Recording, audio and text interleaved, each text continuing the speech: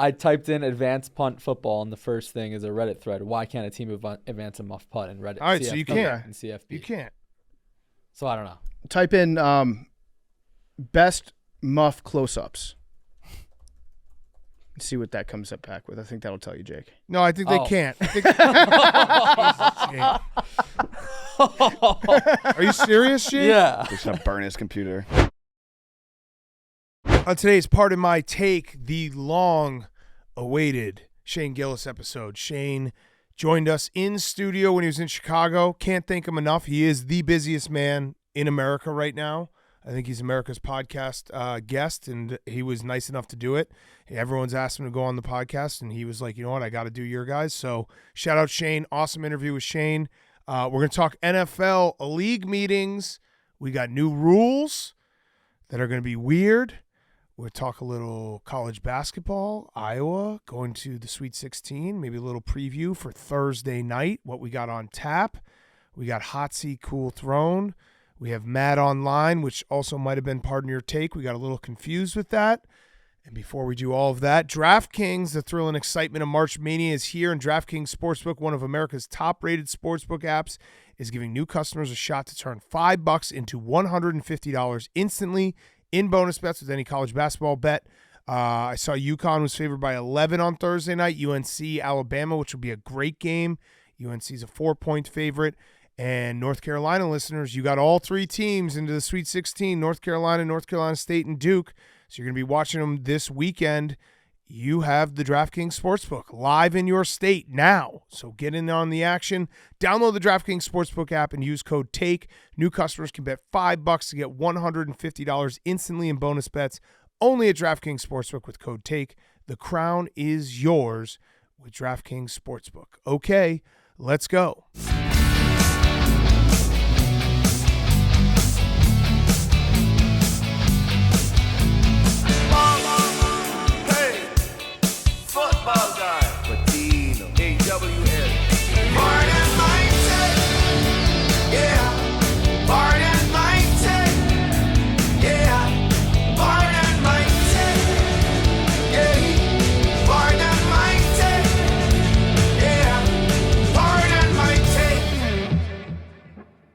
Welcome to Part of My Take, presented by DraftKings Sportsbook. New users can get $5, turn $5 into $150 instantly in bonus bets only at DraftKings Sportsbook with code TAKE. Today is Wednesday, March 27th, and PFT, we've got some new rules to be mad at. RIP the swivel hip drop tackle. You want to start there? Let's start there. Let's start there because as we told you on the show, the hip drop tackle, banning that would be a massive mistake. I think you agree, right? Yes. Oh, it's a mistake for many reasons. Yeah. The first reason in my mind is we have just added a rule that is going to be debated similar to can't land on the quarterback. Mm-hmm. There will be a big game decided by the hip drop. What is it? What's the penalty now? Is it 15 yards? I actually don't know if it's 15 I don't yards. either. 10, They kick him out? It feels like 10-15. They did it in the name of player safety. They said they banned it, but we don't know what the... I don't think it's an ejection. Yeah, it can't be an ejection. But either way, there will be a moment where this happens and it will end a drive and people are like, this is fucking bullshit. That was football. And it's just another thing in the line of NFL tinkering with the game and making it worse. Well, they're making it's such a subjective call because Right. you have to have like certain elements that are involved in the speed that the game's played at. You're going to have referees that are like, I think that was a hip drop tackle. I'm not really sure.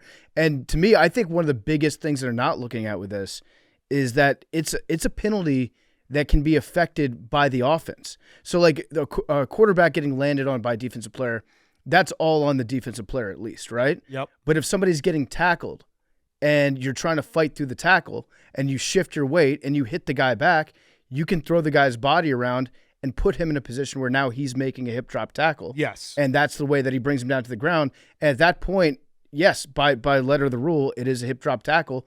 The other thing is you're going to have the most annoying people in the world screaming hip drop at the TV. Screenshots of hip drop tackles. You're going to have people, I don't want to name any names, but we sit next to a guy on Sundays named Jerry.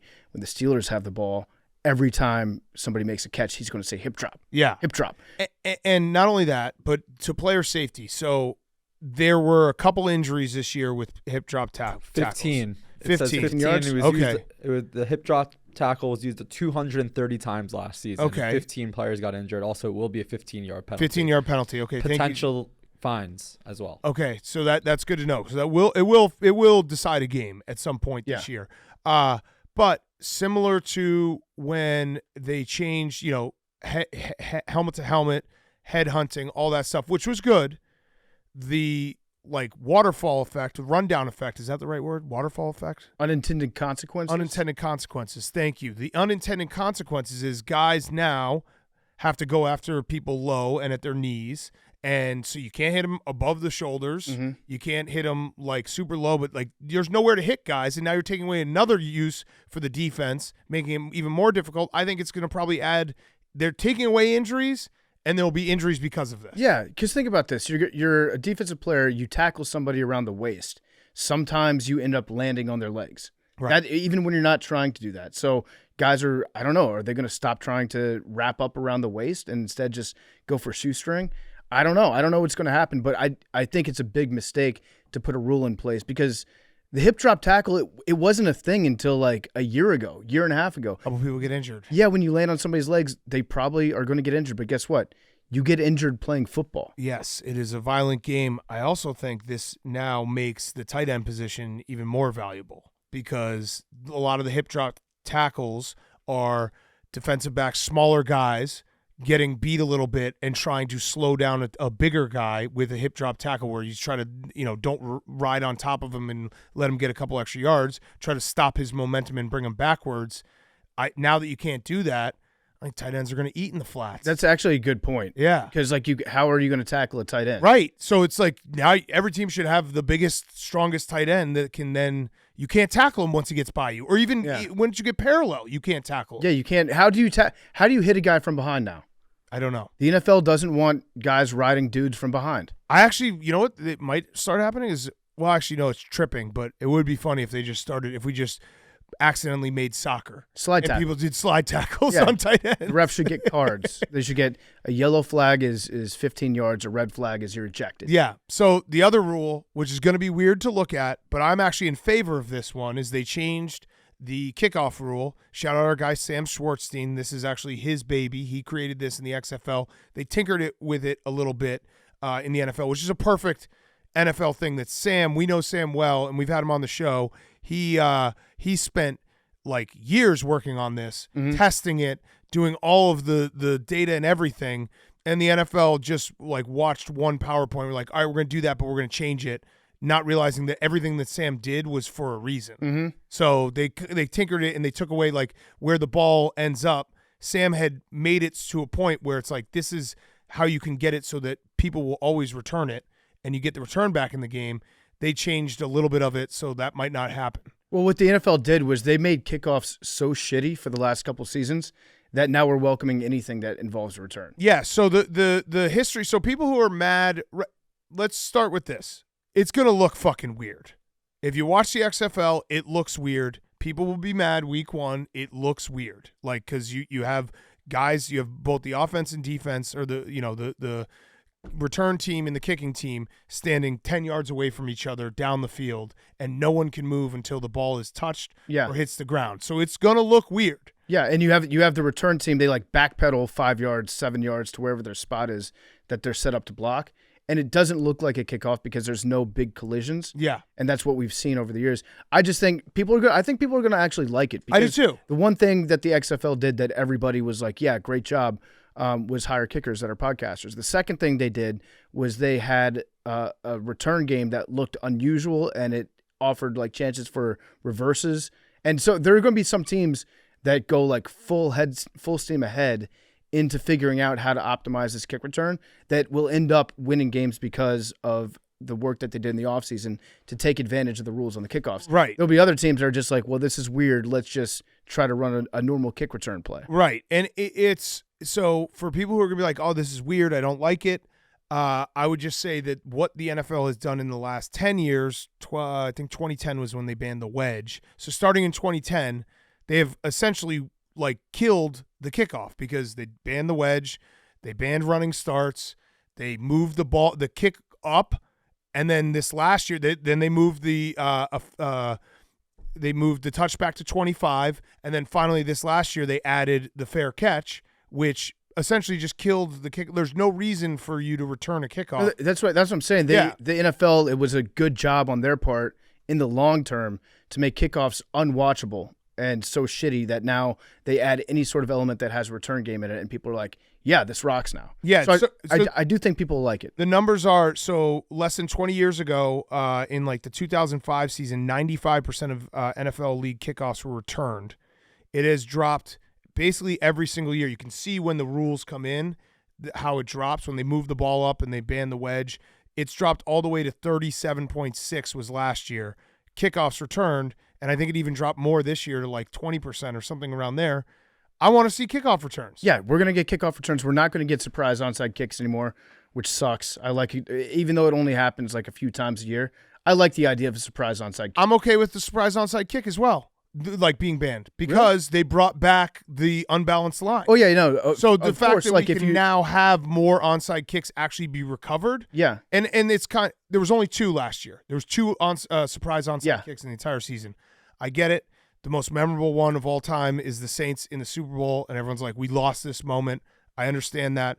But the fact that they made it so that you could never return an onside kick, it was something crazy, like less than 5%.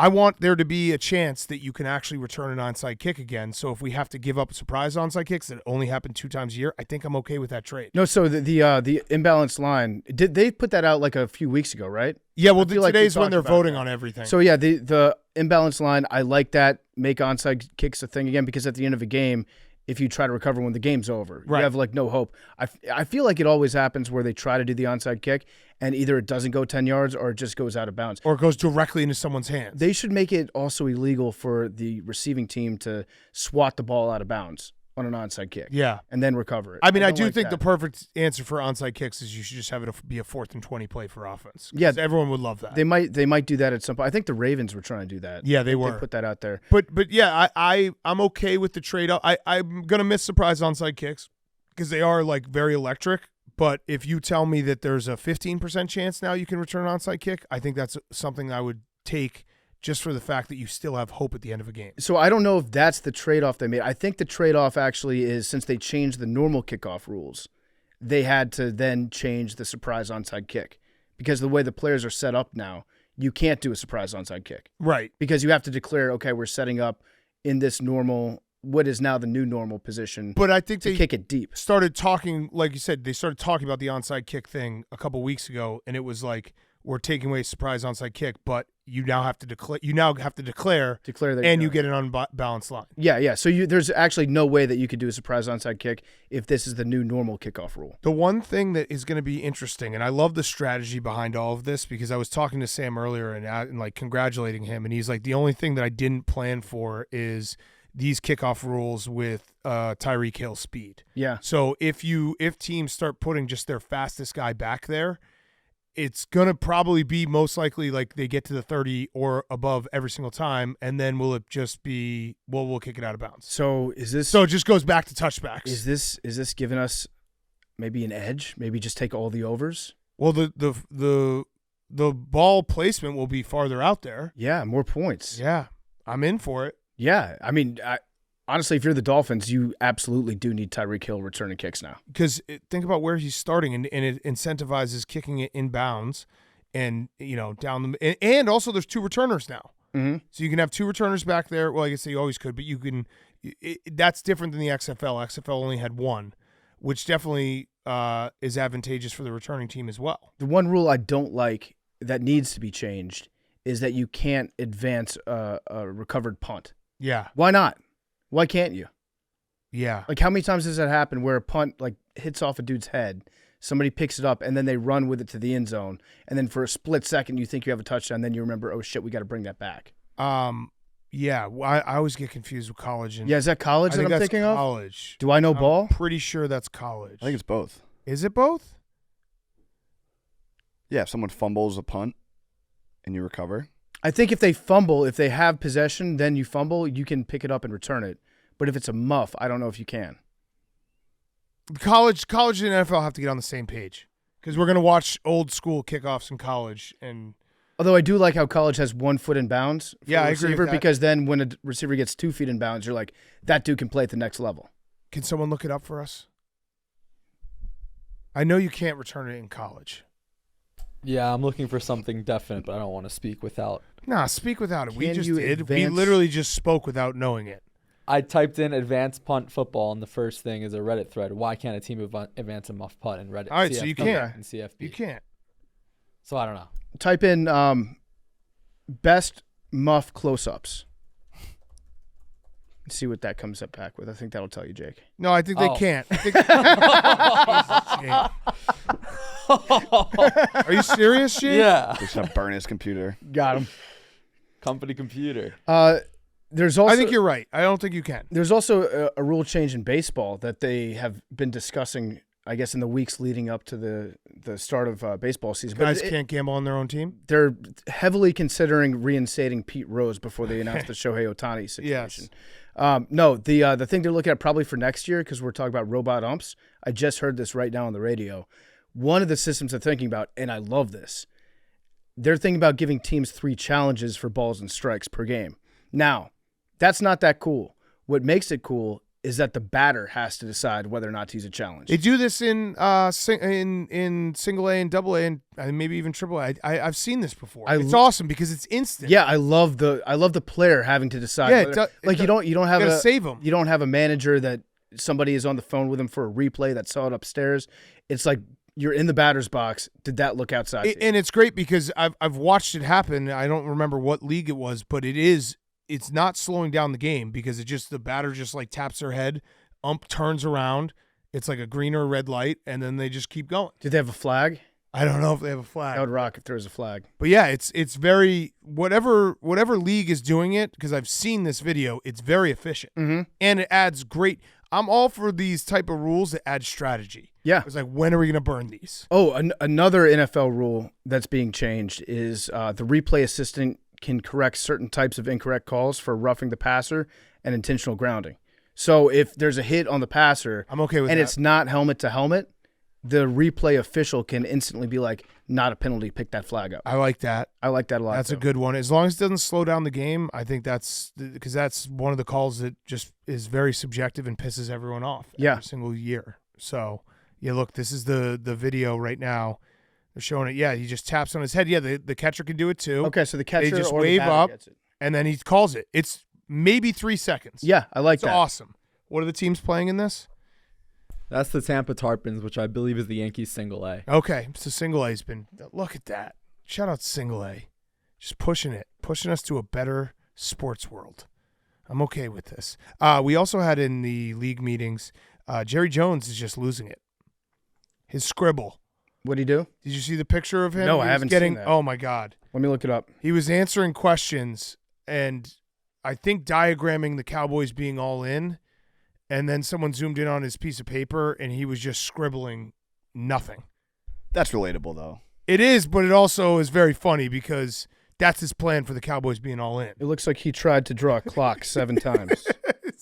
It is very relatable in that who hasn't had a piece of paper and a pen in front of them and just start making scribbles everywhere. I mean, this is great for anyone who's really talented at Photoshop. Yeah. Put this one in the memes department for next season. Yeah, when the he's Cowboys lose just a game. scribbling. It would it have killed him to do little 3D box or the Superman S? Come on, man. Oh, the Super S. Yeah, the Power Superman S. S is the best. What if he just accidentally did a swastika? What if he's He's like, what? It's a cool design. wait, I'm zooming in. There is some writing on there. Yeah. I'm getting there. When you think of me, He's just I'm not sitting gonna read back the rest like of that, a Jake. boss. But yeah, we have the league meetings, which I love. Just a bunch of football guys walking around in a hotel in Orlando. somewhere in Florida. Yeah, Somewhere in Florida, just deciding the fate of the league. I also the vote for the new kickoff. I think there were 3 teams that didn't vote for it. So Mhm. Packers, whatever. I mean, they probably did a fan vote on Twitter. Losers. And then the Raiders voted against it. So immediately I was like, this is a good rule. Yeah. Mark Davis is like, I don't like this. Well, I think Mark Davis just votes against anything because Yeah. that's what his dad used to do. Who were the abstain or the I know it was Raiders Packers. I don't know who the third team was. But you can kind of tell once I saw Raiders, like, yeah. Niners. Niners. That's interesting. They are smart. Niners are smart. That kind of throws off my theory. They also moved back the trade deadline. I'm not sure why they did that. To when? I think it's week 9. Okay. Yeah, sure. Probably still won't be a lot of trades. It's so arbitrary, yeah. And they're also the NFL just doesn't have a lot of trades. No. But it's actually nice that we can talk about, like, you can convince yourself that your team will do a trade. Yeah, well, it's bad for shitty teams because shitty teams then you have another week of being like, can we do this? Yeah. Another week of false hope. Winning right before the trade deadline is death. Okay, let's talk some other sports. Before we do that, Uber Eats. Uber Eats, you can get almost anything at Uber Eats. And no, I'm not just talking about food from your favorite restaurant. Uber Eats has a full range of delivery capabilities beyond just restaurant food like groceries, convenience, and alcohol. Whether you need ice cream, batteries, highlighters, or paper towels, or maybe all 4, Uber Eats can deliver almost anything. Get grocery, alcohol, and everyday essentials in addition to the restaurant food you love. So in other words, get almost anything with Uber Eats. Order now. For alcohol, you must be legal drinking age. Please enjoy responsibly. Product availability varies by region. See app for details. Hank, 1, 2, or 3 topics? 2. Caitlin Clark wins her last game. Her. At Iowa, they're going to the Sweet 16 in Albany. I actually watched that entire game. It was electric. I loved West Virginia just being like, we're going to be the bad boy Pistons and just muscle you. But yeah, congrats to her. That would have been a hilarious ending if they had lost that game. It was actually a really, really good game. Yeah. And it also gave some ammo to people that think that this is scripted to get the rematch of Iowa versus LSU. Would that be in the Elite 8? Elite 8. When they play each other? There were a lot of fouls called at the end of the game. A lot of fouls. A lot of them intentional. Some of them intentional. I saw some people posting like in the last 3 minutes, West Virginia got called for 7 fouls. Iowa got called for 0. They were intentionally fouling in the last minute. They were fouling. Yeah. I don't think Iowa got called for a single foul though, right? In the last maybe 2 minutes of the game. Yeah. There were a couple that could have been a foul, but Caitlin Clark, not only did she win, she also got the all-time points record with those final 2 free throws on a hilarious foul by West Virginia that meant nothing, but meant everything to some of us. And hit the over for her points. Yeah. Shout out Caitlin Clark, her. But yeah, imagine if they had gotten bounced. Did you see where she told her home stadium to shut the fuck up? I love how much Caitlin Clark is like. Let's just admit it. She's an incredible player. When things aren't going well, she has a little bit of baby in her, and I like it. Yeah, I like it. There was a great take. I forget. I don't have it in front of me, but the person wrote an article about this, and they said, why do we vilify Caitlin Clark for making big gestures like this? And we talk about her, and we have all these judgments about her, but we wouldn't do the same in a million years for players like Dennis Rodman or Pat Beverly. Yeah. You missed on that one. We definitely do the same. I mean, if you were alive in the 1990s, yes. half of the sports ecosystem was talking about Dennis Rodman every single night. I hope Iowa fans, because Iowa fans are very protective of Caitlin Clark. I completely understand. Mm-hmm. She gets attacked a lot, so they have to always be, guards up. I even started a little, should we have the debate, Paigey Buckets versus Caitlin Clark? People were not happy with that, me just throwing out the debate. Oh no, but you're not alone. Gino Auriemma said if we're going to live in an age of advanced analysis and statistics, well then we have the best player because all the numbers say she's the best. And Paige Bucher did have she had some very bad injury luck in her career. But so Iowa fans are very protective, completely understand.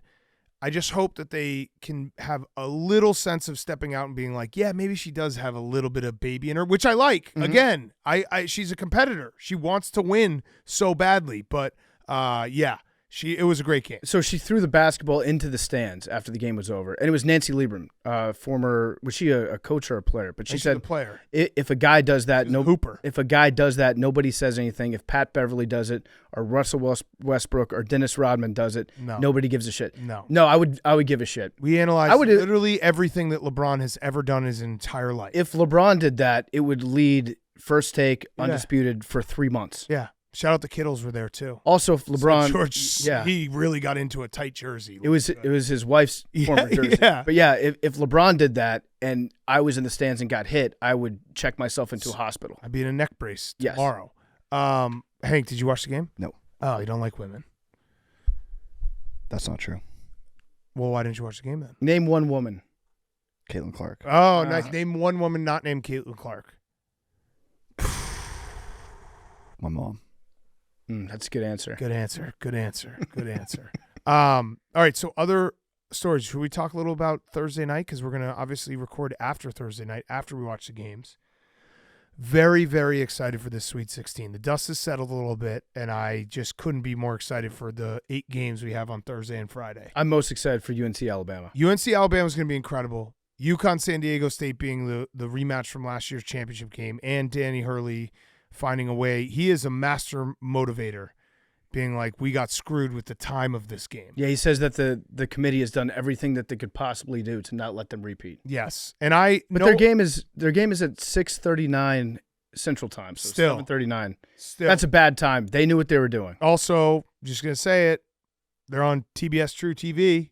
Arizona Clemson's on CBS. Isn't that weird? That is weird. That's a little weird. They're going to try to get away with something. They're just anti-Italian discrimination again. True TV. Nobody knows what channel True TV is. No one knows. I am rooting for Illinois. No offense to Iowa State, but an Illinois-UConn Elite Eight would be an incredible game. That'd be a good matchup. Because I think Illinois has that one, like the fact that they have 3 studs that could go off at any time. I still think UConn's the best team, and they any problem you throw at them, they have a solution for. But that would be a game that I'd be like, this is going to be a war, and who knows if Terrence Shannon or Damask or Coleman go off. Like I'm excited for that game. But yeah, Alabama North Carolina's gonna be great. Yeah. So who do you think is most likely to win amongst the underdogs on Thursday, Clemson or San Diego State? Because Illinois. I'm not going to say Illinois, yeah, and I'm not going to say Alabama, but the real surprising ones would be Clemson or San Diego State. San Diego State. You think would be most likely? That's my prediction. Oh. Revenge. I think Clemson is most likely because Clemson has been ignored by this podcast. And if we know anything about this podcast, we are the dumbest people in the world. So when we say we put out that graphic listing every team but Clemson as teams that could win the national title. They have that bookmark. That will be the perfect ending to March Madness if Clemson wins it all and we just have that sitting there. What do you think the numbers would get on that graphic? There'd be tens of thousands of retweets and quote tweets. Yeah, it'd be pretty big. But I might be rooting for it. But we could also give ourselves credit for like spurring them on to a national championship. Yeah. Yeah. We do the Long Beach State. Yeah, it was us. Yeah, it was us. We were the ones who got them. Yeah, listen, I'm not going to sit here and say that I did that on purpose, but it worked out the way I wanted. Yeah. I will say the number 1 overall seed has lost in the Sweet 16 the last 2 years. Bless you. Hank's sneezing. Bless you. Gonzaga lost to Muss in Arkansas 2 years ago in the Sweet 16. And last year, Alabama lost to San Diego State. San Diego State. It would be something if UConn just rolled through this tournament, covered every spread. Well, do you see Dan Hurley just like they did last year? Bless you. We're going to keep blowing these teams out of the tournament. I love it. Good. Yeah. Hank, are you okay? Yeah. Maybe allergies. I don't know. That's not allergies. You're sick. I hope not. I hate allergies for that reason. What are you allergic to? I don't know. I just sneezed 3 times. That's not common. Cocaine? No. People should have to wear pins on their shirt. Wait, Hank, how do you know that you're allergic to cocaine? Maybe I'm not. I don't know. It is the changing of the seasons is when allergies I understand, but do you not agree that people love to do are you sick? No, I have allergies. They should have to wear pins that say like I'm an allergy person. So all right, if they sneeze, it's probably or I allergies. Just tell you guys in the beginning, I'm an allergy person. Can you tell the difference in a sneeze between allergy and sick? Yes, because you sound differently. Oh, what did that sound like? Hank sounds fine. No, like talking. Oh. You sound sick. Do you have allergies? He lied. Well, like allergies to the seasons, like, pollen and shit. No. You aren't allergic. Allergy season. Everyone's allergic. If you have allergies, season's not a thing. You're just saying you're allergic to being alive. Hank doesn't have allergies. He just said allergies. Well, yeah, pollen and... Yeah. No, I don't. No, but you're not allergic to those things. Hank, you're not an allergy guy. Yeah, you're not. You're a strong man. I can smell allergy guy. Jake's an allergy guy. Max, sneaky allergy guy. Big time. We were talking about cologne the other day, right, and Jake was like, "I think I'm allergic to cologne." I don't feel sick. Yeah, that checks out with me. Yeah. No, I don't care if you're sick or not.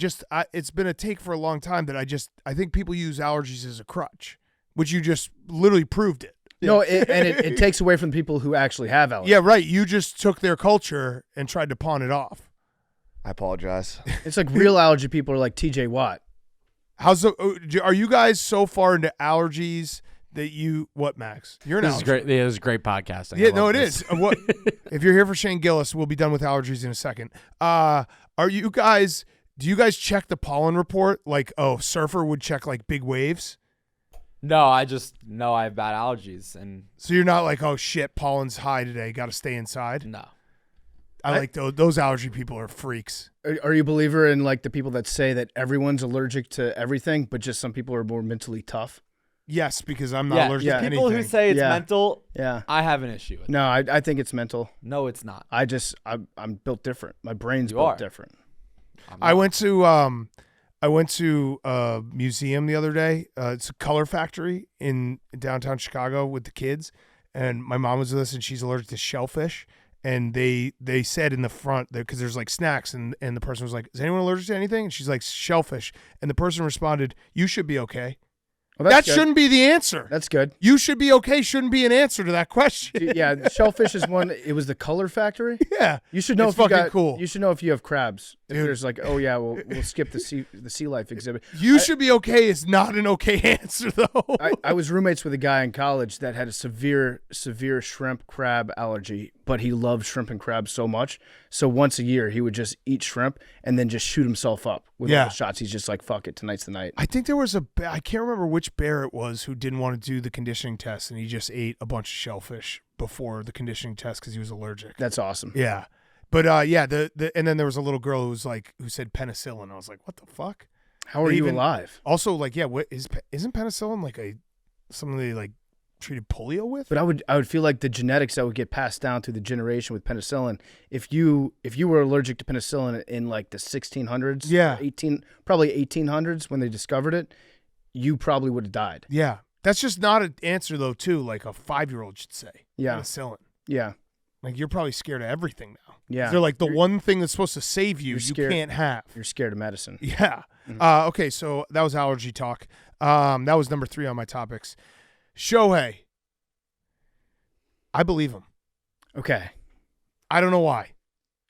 The way that he's presented it, I actually think it's genius Yep. because there's not going to be any chance that they can prove that he's lying. If him, I think they can. if him What and exactly did he say? so He's like he stole from me. he said that this guy stole all the money from me without my knowledge. If he says that, and the interpreter also says that, and it turns out that like maybe they are lying about it, maybe Shohei knew about it, but as long as they stick to those stories, you can't prove it otherwise. I think you can though. How? Forensic accounting. You can say that Ipe logged in. No, I'm saying like Shohei is now going down this path where he's like, this guy stole from me. Yeah. They're gonna get a forensic accounting and they're gonna show this is how this guy stole from me. Yeah. And if they do that and it's like, dude, no one stole from you, I think he'll be in deep shit. But I think they're going to take that path. Also, I just love the idea of forensic accounting. Don't understand it at all, but it sounds cool. That was my question. You kept saying that word. I had saw no the idea- word. I had saw no the idea what it word. meant. I saw someone tweeted the word, and I was like, of course, forensic accounting. They'll do forensic accounting. I'm pretty sure Law and Order does forensic accounting Yeah. sometimes. But So- I mean, it will solve every problem here. Forensic accounting. But even if it shows his computer was used to send the transfers, he can always just say like Ipe logged in on my computer. But I think if that is the case, there will be a lot of questions. Like, Yeah. I think the forensic accounting will come back and be like, look, he stole from me. he did it from his own device. Yeah, logged he in. siphoned it So off. think about it. When you do a money transfer, if it's a big money transfer, your bank sends you a text message and says, verify this big money transfer using this code that we just gave you. Yeah. So I don't know if he also had access to Shohei's phone. So that was the other part of it. Reading up more about this guy, there was a quote from a couple of years ago where someone interviewed him, and he said, translating is only 10% of my job with Shohei. He was like his best friend. Mm-hmm. He was doing everything with him. Remember was Shohei in the home run derby? I think he was. He caught for Shohei in the home run derby. Like he would do long toss with Shohei. He would go out to dinner with Shohei. I think he was so deeply embedded that it was like almost a brother relationship. And then it would make sense that he was able to do it. And Shohei, it also, people were able to figure out that Shohei for the longest time had his mom do his accounting. So it's not like Shohei has been he's maybe been a little too trusting of people in his life. and not had someone else do all this stuff. So it leads me to believe this potentially could happen. So Ipe also has another discrepancy on his resume. So in the Angels media guide, Ipe said that he graduated from UC Riverside in 2007. The school has no record that happened. So this guy just might be a liar. Right. But baseball has its hands full.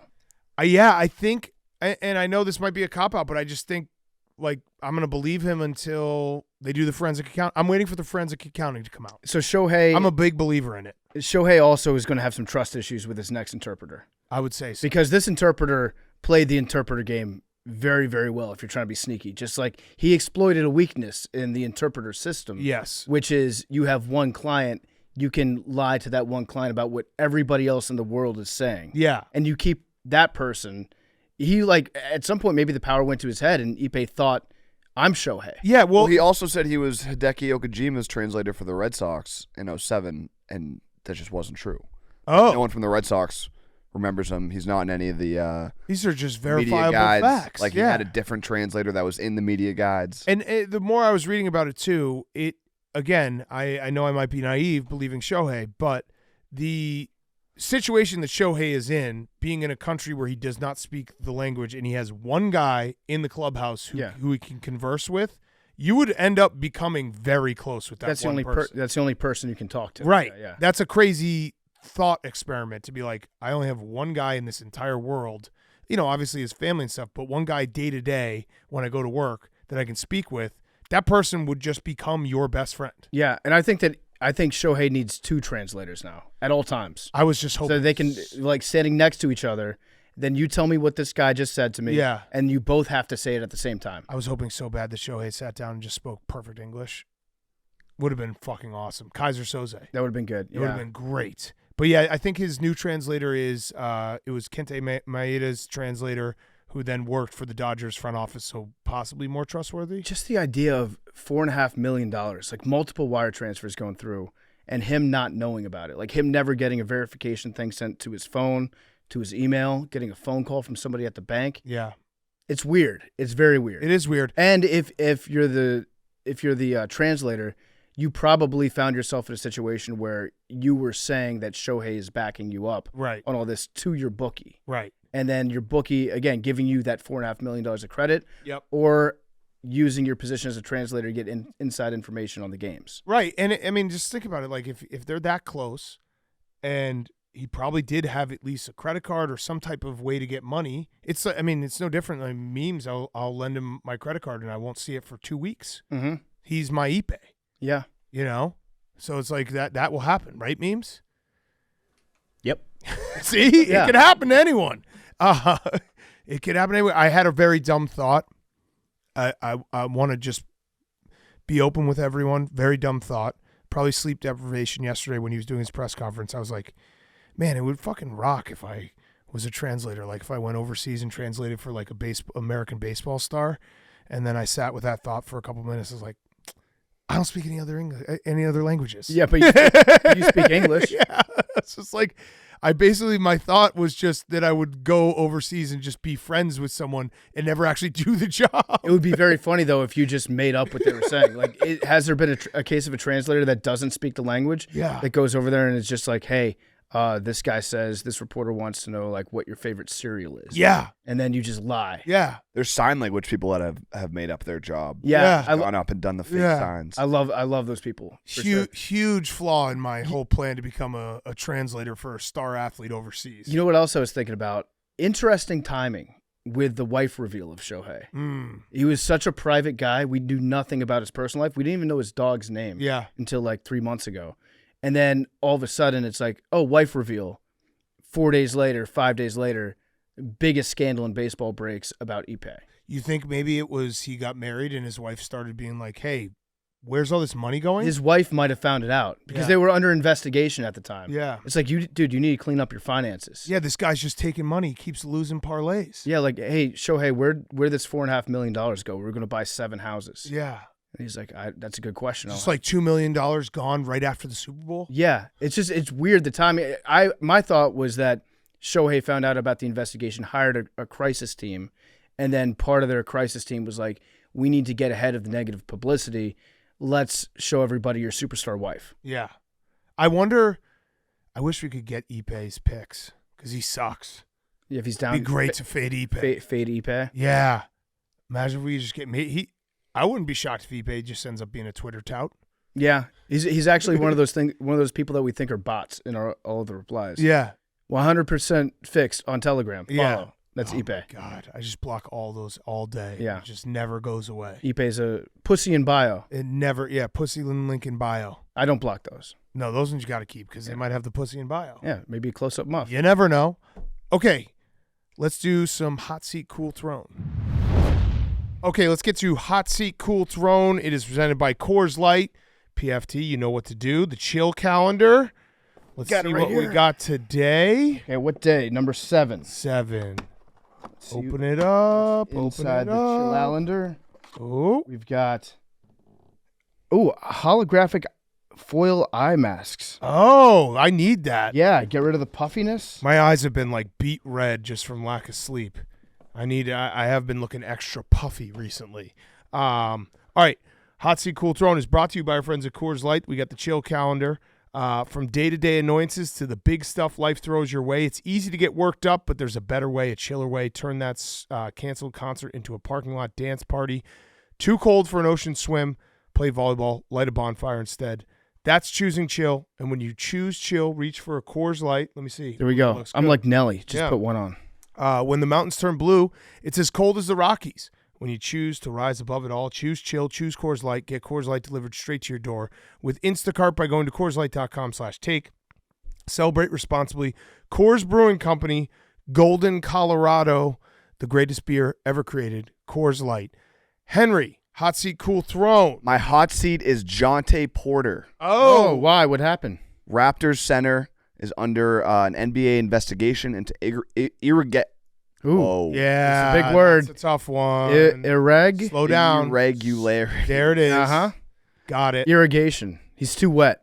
On his prop betting involving him, there was a couple times where he basically started a game, took himself out because of a eye injury, and on those games there was a bunch of action on his prop bets. Unders. Bad. Bad. Very bad. So I saw the report. It said that it was the number 1 paid out prop of the night. Yeah. Both times that he did it, right? And both times he started the game and then came out with an injury. And he's not a guy that, like, we're not talking about a Jokic or an Embiid or a Tatum where people are betting these star players.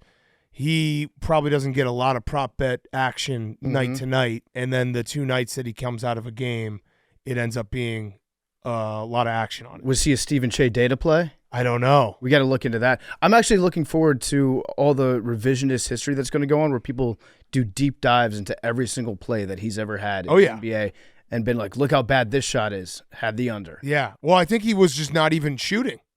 There was one that there's I saw. one game where he banked in a three. Yeah, he banked in a 3, and then his face after, you could tell he was like, fuck. And then the time he came out with a face injury, people were already breaking that down. He didn't really get hit in the face. He got kind of hit in the neck. Yeah. This is bad. It's bad. And, yeah, the NBA is in a very tough spot right now. Yeah. Yeah. I don't know how. I mean, they'll have to find, like, the evidence and see if he actually betted himself. Because I would assume it was him betting it himself or one of his friends betting it himself, not him like telling everyone, because then that's something that would never be a secret for more than 2 seconds. Right. In today's media. Right. Or he was kind of like we're speculating with Ipe, like in debt to a bookie. Yeah. Gave the bookie info. I'm going to sit this one out. But this one was all public, though. It's Ipe was a private bookie. Yeah. This one is they have the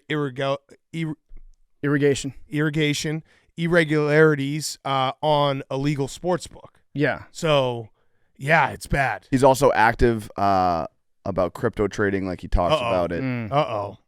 Which is just that's a red flag in itself. Yeah. How many NFTs? How many apes did he have on the He's game? active in social media about his options, crypto trading, and like he's talked about, I took 5K and turned it into 100K.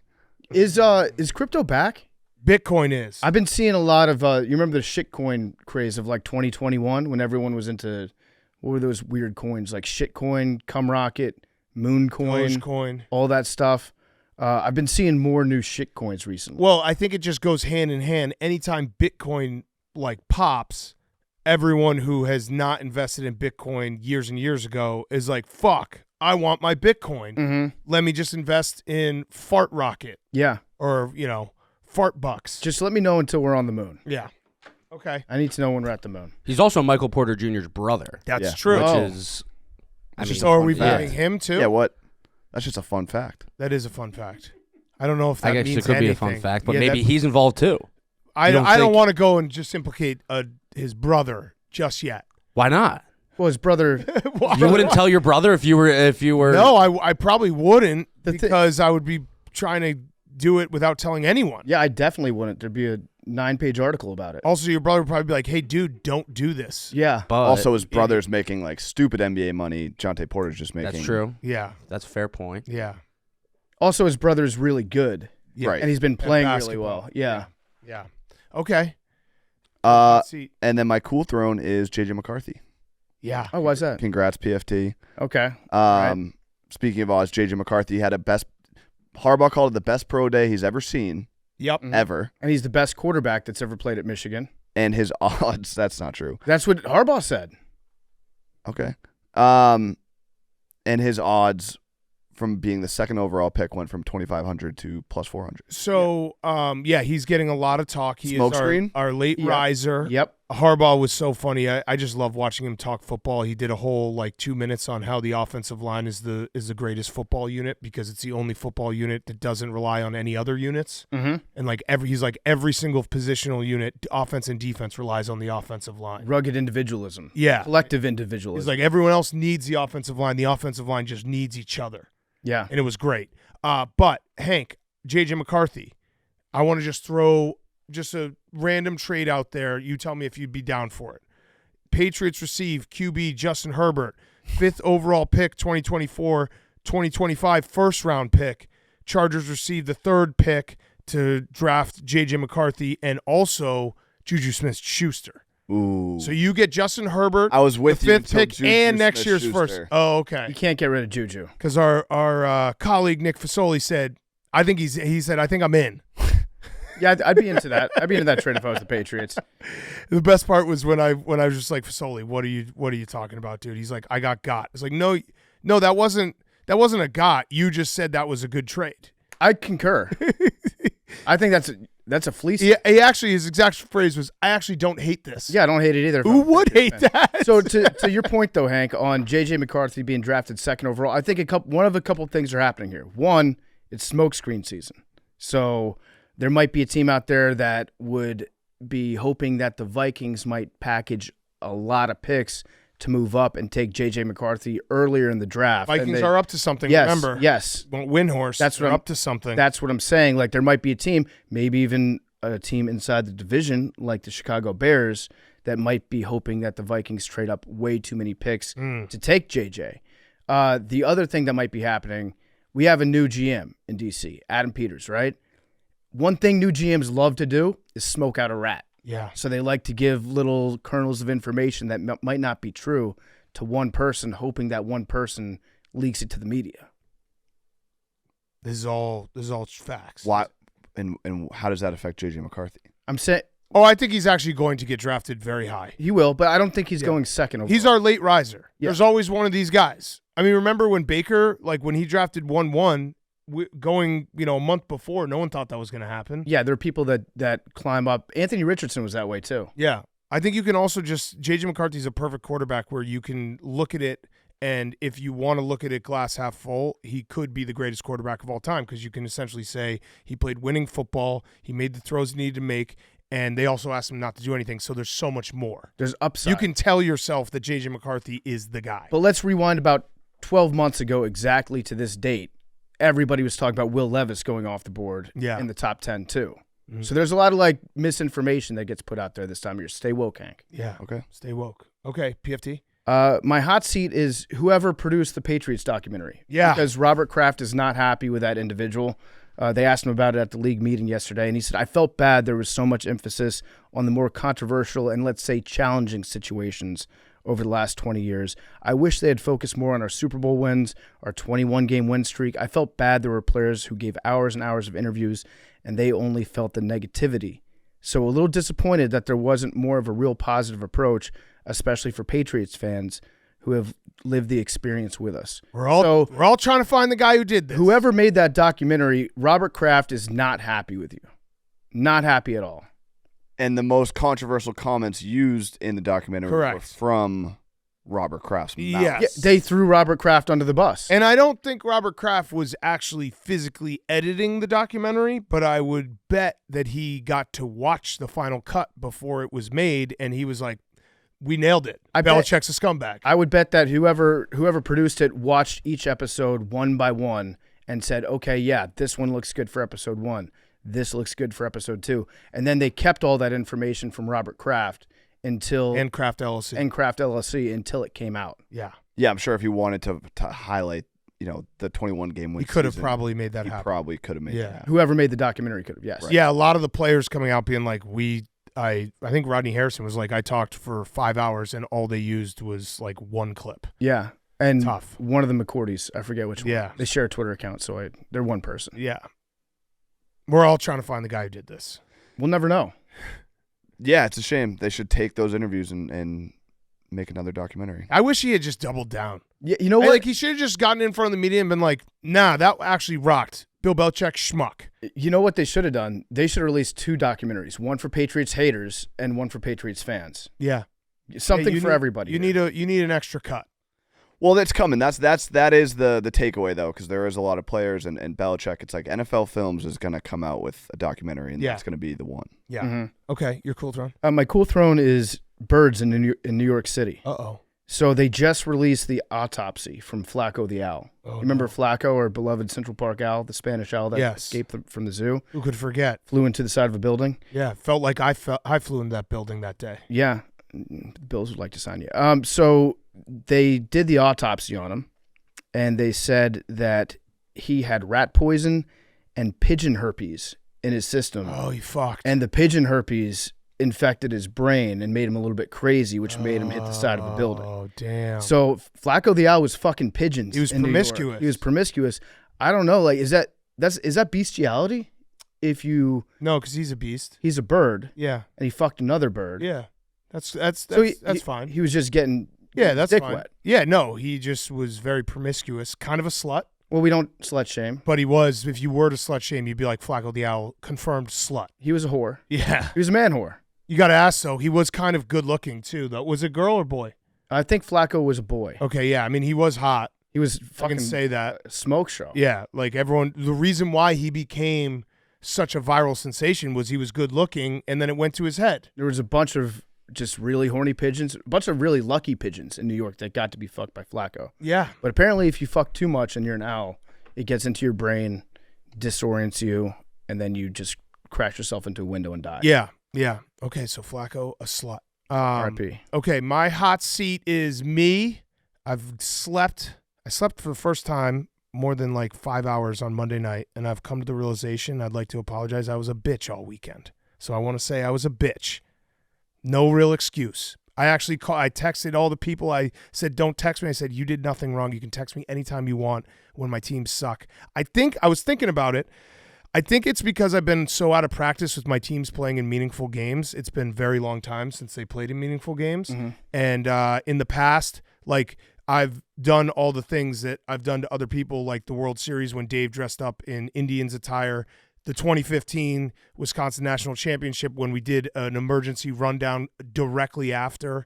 When Florida hit the buzzer beater, we did an emergency pod right after. Mm-hmm. I just had been out of practice of I got to be able to eat the shit if I give the shit. So I was a bitch, and I want to apologize.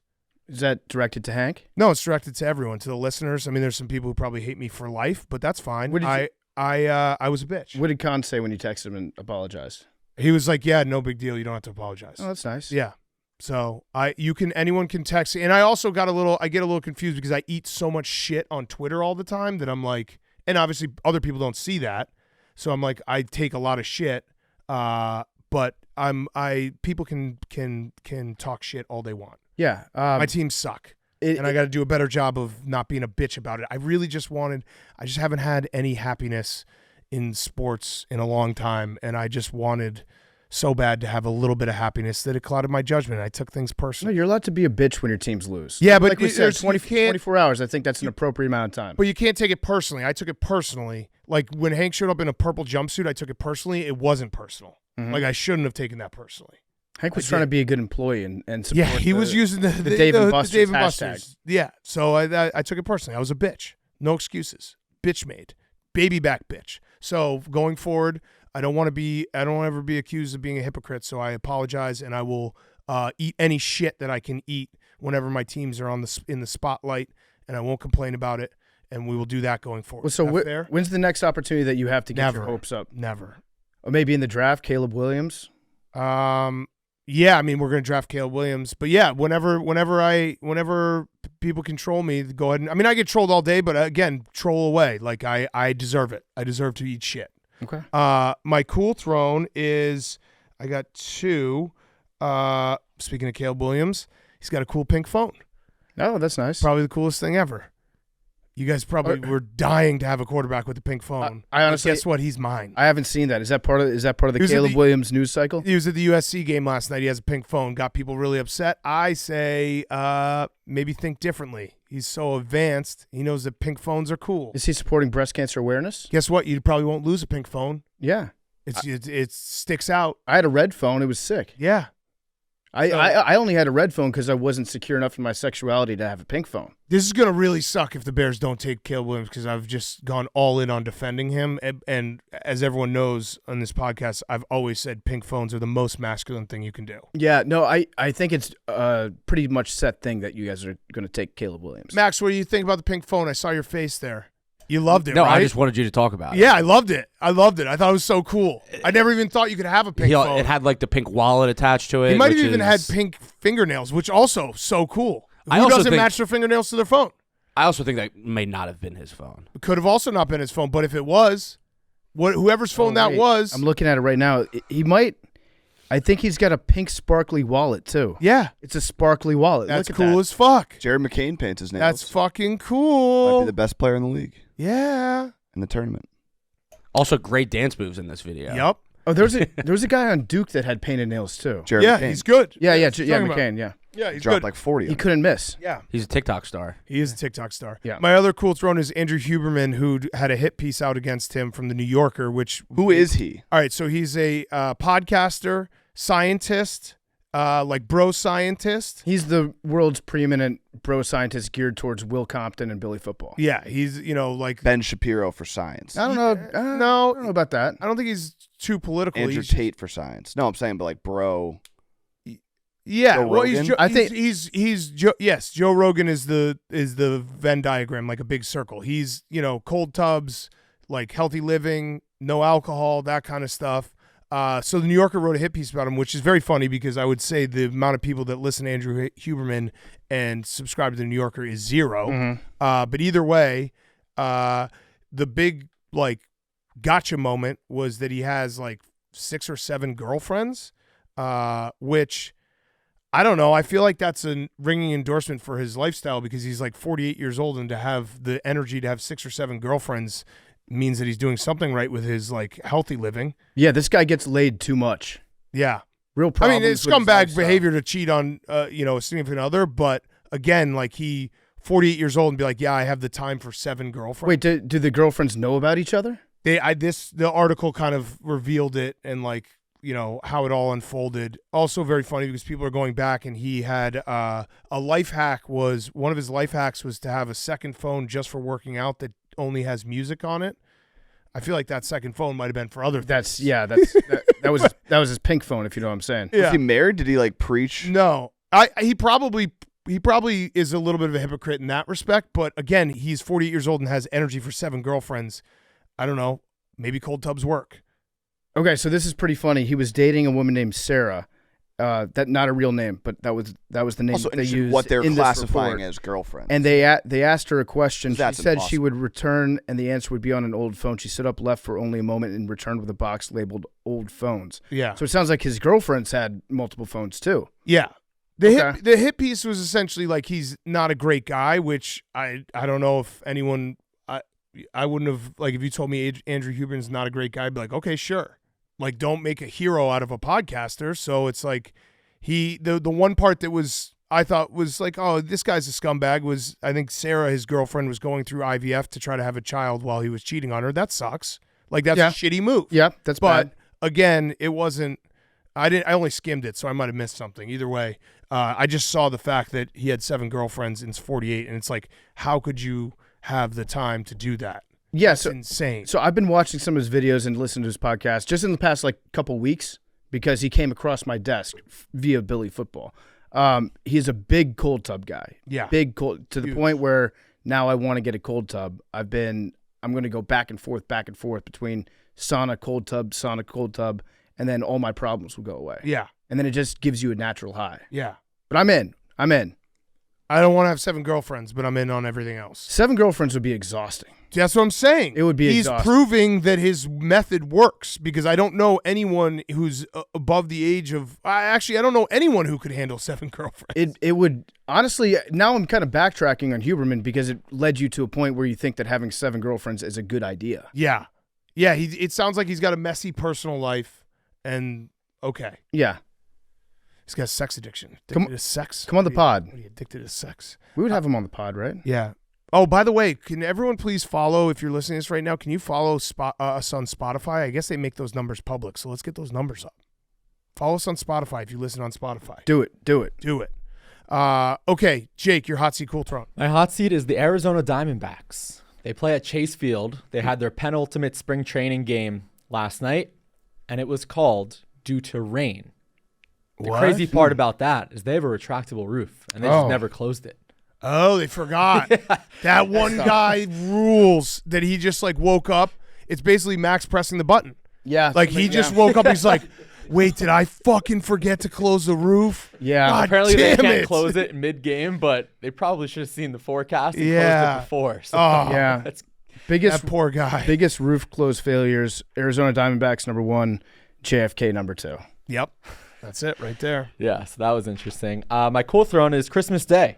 Yeah. Football is taking over once again. We have another Christmas Day game. It's even on a Wednesday this year, so they're willing to go the distance. To They make rule. sure We rule. They're going to take over the NBA's We do rule. spotlight. I feel like it is a win for us. It's a big win for us. We did it. I'm not a ratings guy, but I do in these moments. I'm just like, suck it, NBA. Yeah. We're watching football. So the NFL said, I think in the last year, that they would not do a game on Christmas Day this year because it was going to be on a Wednesday. Yeah. And then they're like, yeah, you know what, though? The ratings were pretty good.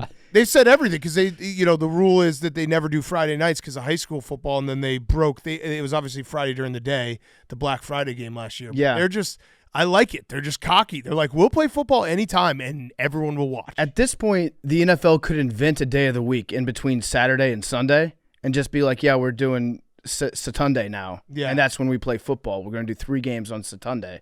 And we'd be like, yeah, I guess there's 8 days in the week, and I'm going to watch football on the 8th one. I kind of the teams that play on Wednesday are going to play on Saturday the week before, so they'll have it'll be exactly like a Sunday Thursday. It's you get a pretty big break after that, an extra bye. Yeah, because you go Wednesday, then all the way to the following Sunday. So I feel like I would, if your team is good and you want to like have that extra bye right at the end of the season. Yeah, I'm in. Yeah. I'd be in on that. How do you think the NBA is going to counteract this? Because Adam Silver's cooking something up in his lab right now. I don't know. A one-day tournament? Either do the breakaway baskets. A breakaway Smash the baskets. Or a one-day tournament, the NBA Christmas Cup, where every team plays multiple games that day, and there's only one It's like winner an at the AAU end. game? Yeah, like AAU day. 8 a.m. starts? 8 a.m. starts, and then there's one winner. The Cup game tips off at like 11 p.m. Yeah. You know what they could do is the NBA could just make it Jonte Porter Day and everyone wins their bets. That'd be nice. People would tune in. Yeah. They make Jonte Porter plays on every game. They make the rims a little bit bigger, so Yeah. every over hits. That would be smart. So we would have Wednesday, Thursday, Saturday, Sunday, Monday NFL, and then the next 2 days are college football playoff quarterfinals. Beautiful. It's great. Love it. It's great. Can't wait. God bless America. Can't wait. Okay, let's get to our interview. We have Shane Gillis on the show. Long time coming. Shane's the man. He has probably the busiest schedule out of anyone, and he made time for us, came by when he was in Chicago. Before we do that, PFT, you got a quick word from one of our sponsors. Yeah, Shane's brought to you by Proper 12. Proper 12 was founded by a true Irishman, Dublin 12's own, the notorious Conor McGregor. Make it a proper Amazon Prime time. Grab a bottle of Proper 12 for the premiere of the new film Roadhouse, starring Conor McGregor. Proper 12 is a rich and smooth blend of golden grain and single malt, aged 4 years in bourbon barrels. Anything else just wouldn't be proper. Crack open a bottle of the original rich and smooth Proper number 12 or new crisp and fresh Irish apple. Check it out today. That's Proper 12. Shane's also brought to you by Pardon My Cheesesteak. If your bracket is already busted and you're looking for some good old-fashioned comfort food, look no further than Pardon My Cheesesteak. Pardon My Cheesesteak is a pickup and delivery-only restaurant, bringing you craveable cheesesteaks, tenders, loaded fries, and desserts for lunch, dinner, and late night. Choose from the expanded menu. It's got regular cheesesteaks, Chipotle chicken, buffalo chicken, or chicken bacon ranch cheesesteaks. Order the Big Cat Combo. Get your cheesesteak of choice, fries, and a drink, or you can get the Max Special, 2 sodas. There's no better combo than cheesesteak and college hoops with more than 1,500 locations nationwide. Find a Part of My Cheesesteak near you. Order yours now at partofmycheesesteak.com. Use code PMC20 for 20% off your order at participating locations when you shop at pardonmycheesesteak.com. Now here's Shane Gillis. Okay, we now welcome on a very special guest, long overdue.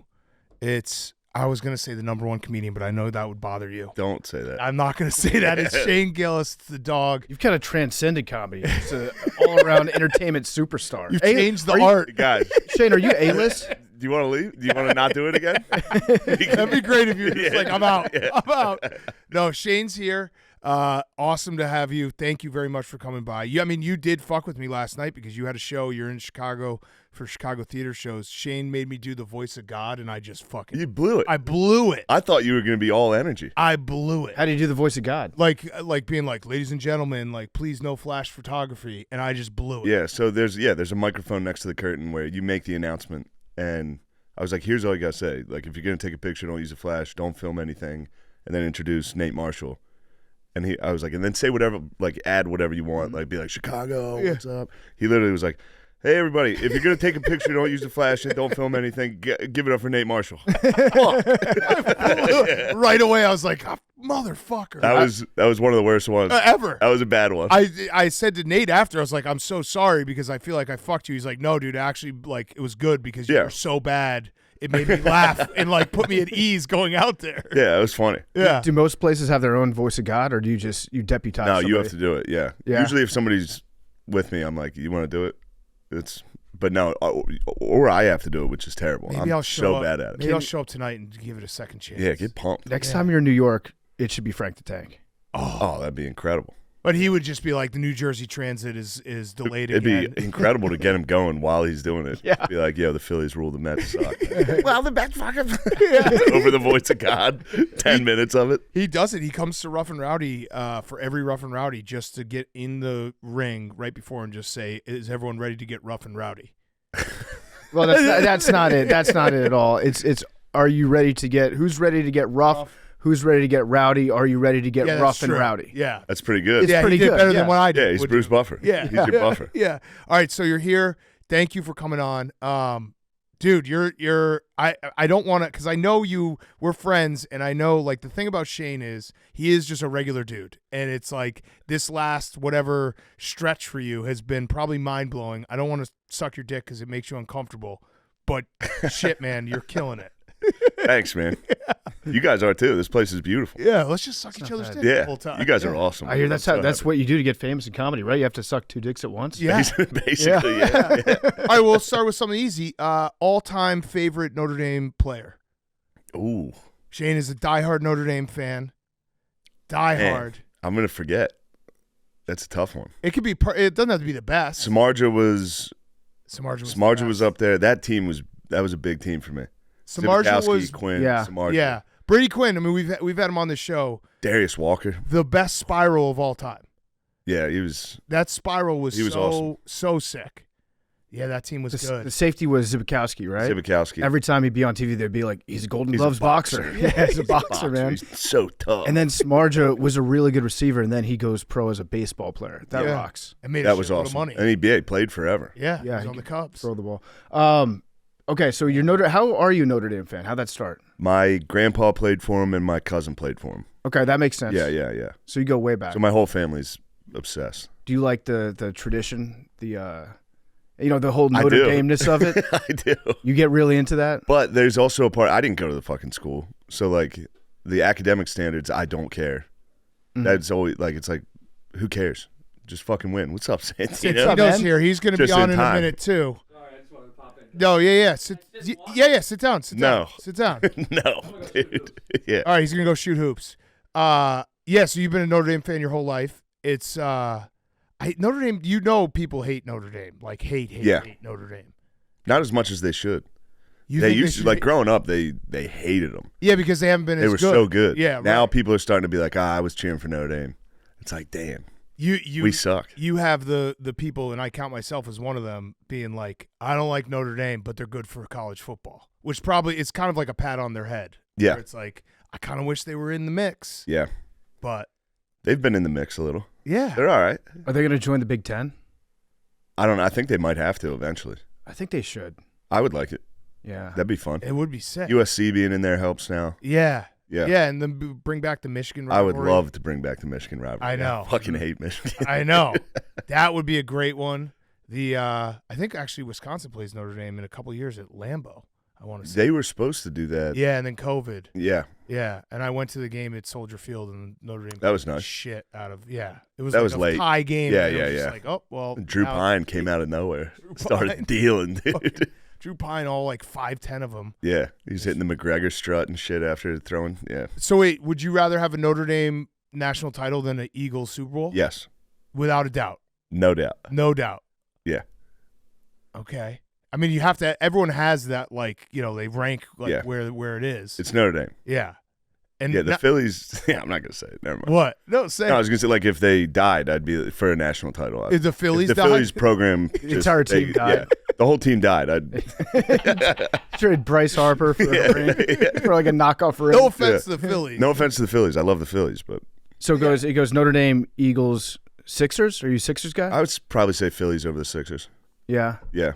But yeah, the Sixers, Flyers, whenever they're good, that's fun. Yeah. They've been bad forever, so I stopped liking hockey. Yeah. Speaking of the NBA, you met Steph Curry the other day, and he was like, I know who you are. Yeah, that was crazy. That was wild. Has to be one of those moments, because like I said at the start, like, you are a regular dude. You have not changed much, even though everything's happened to you. Like, does that happen? And you're just like, how does Steph Curry know who I am? Yeah, that was wild. And it was like, you've sat in those seats, those like courtside. I couldn't move. Right. I was like uncomfortable the entire game. I didn't move because I'm too big. I'm sitting like on people's laps, just uncomfortable the entire game. And at the end of the game, I walk over and I'm like, "Hi, I'm Shane Gillis." You guys nailed it. Yeah. Whoever did the lip reading got it perfectly. I was like, "Hi, I'm Shane." He was like, "I know who you are, dude." I was like, "Sick. What's up?" And then he was like, he said he was a fan. I was like, "Damn, that's crazy." That is nuts. Yeah. The courtside seats are weird because to me, the biggest problem is you don't have any place to put your beer. Yeah. And you put it down by your feet and you know you're going to kick it over. I'm going to spill it onto the fucking Warriors bench. And the game's going to stop and they're going to bring a guy with a towel and the camera's going to zoom in on him and be like, look at this alcoholic spilling his drink everywhere. Yeah, that's a nightmare. It's a nightmare That's scenario. the worst case. Absolute nightmare. So when you were in New York, the only question I have about SNL is, was there any part of you that was like, I'm not going to host it when they offered it to you? Because it would have. Yeah. So you were like contemplating it because you're like, no, fuck you guys. I'm bigger than you guys. You're coming back to me now. It was more of, it's the funniest thing possible. Right. To say no. But then I realized I would have to publicly say they offered me and I said no. And then no one would know. It's not like they publicly offered it. Right. You know? And that makes it corny to be like, they actually asked me and I said no. Yeah. You need that to be leaked somehow. Yeah. We would have leaked it for you. Yeah. If that happens again.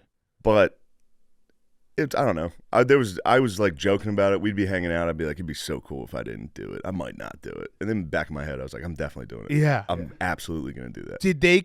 Did Lauren call you directly? No. So what, they just reached out to your agent? Yeah. And were you like, this is a prank at first? No, because I'd heard rumblings of it for a while, like a year. Yeah. Of like they might ask you to host.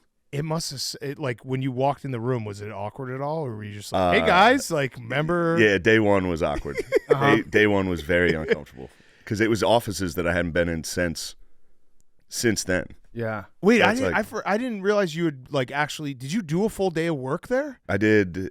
No, I didn't do any work. Yeah. It was just damage control. Right, in different right. offices. Right. But yeah, I was in there a lot. You were in there, yeah. And so I was just sitting in offices where the worst thing happened. Possible. Yeah, I'm back like, hey, this is it. Yeah. So, did you think about doing the Norm Macdonald joke in your monologue? Yes, a lot. But The, then, I don't know. I think the best way to handle it is to just do comedy. Yeah. For me, like Norm got fired for making fun of OJ. Right. His was a lot different. We can Right. say Norm was right. Norm was right. Yeah. Yeah. Dead right. We can publicly say Norm was right. Yes. And he was on the show, and the fans there liked him. You know, if I got out there and I was like, yeah, fuck this show, Yeah. it would look crazy. And then I'd still have to do the show. Right. Yeah. Right. Yeah. you You'd know? have to, you'd be like, fuck this show. Like in the and then- monologue, if I was like, yeah, whatever, this show sucks, I'm crazy, and then have to do sketches where I'm like, Yeah. Did they like that sucks. like how involved in the writing process did they let you be? Because I know that you like write sketch comedy. Yeah, That's I what, brought McKeever. Yeah, Like, so- he's the one who does a majority of the writing. So Yeah. did you guys actually bring your own shit to them, or were you like, hey, we're gonna do this? We brought a stuff couple sketches, but day one was when we had to pitch them, and it was a very uncomfortable day. And then we got in a room with a bunch of the writers, and we're like, here's some ideas we have. And we would tell the jokes, and they would be like, huh. Oh, And no. we were immediately like, all right, we're not pitching anything else Yeah. ever again. We suck. You guys are right. Also, just use the good shit for yourself. Yeah, there's also that. Yeah. So there was a tweet. One Barstool employee after your monologue tweeted this: Shane Gillis on SNL saying "gay, retarded, and cracker" is exactly what we needed.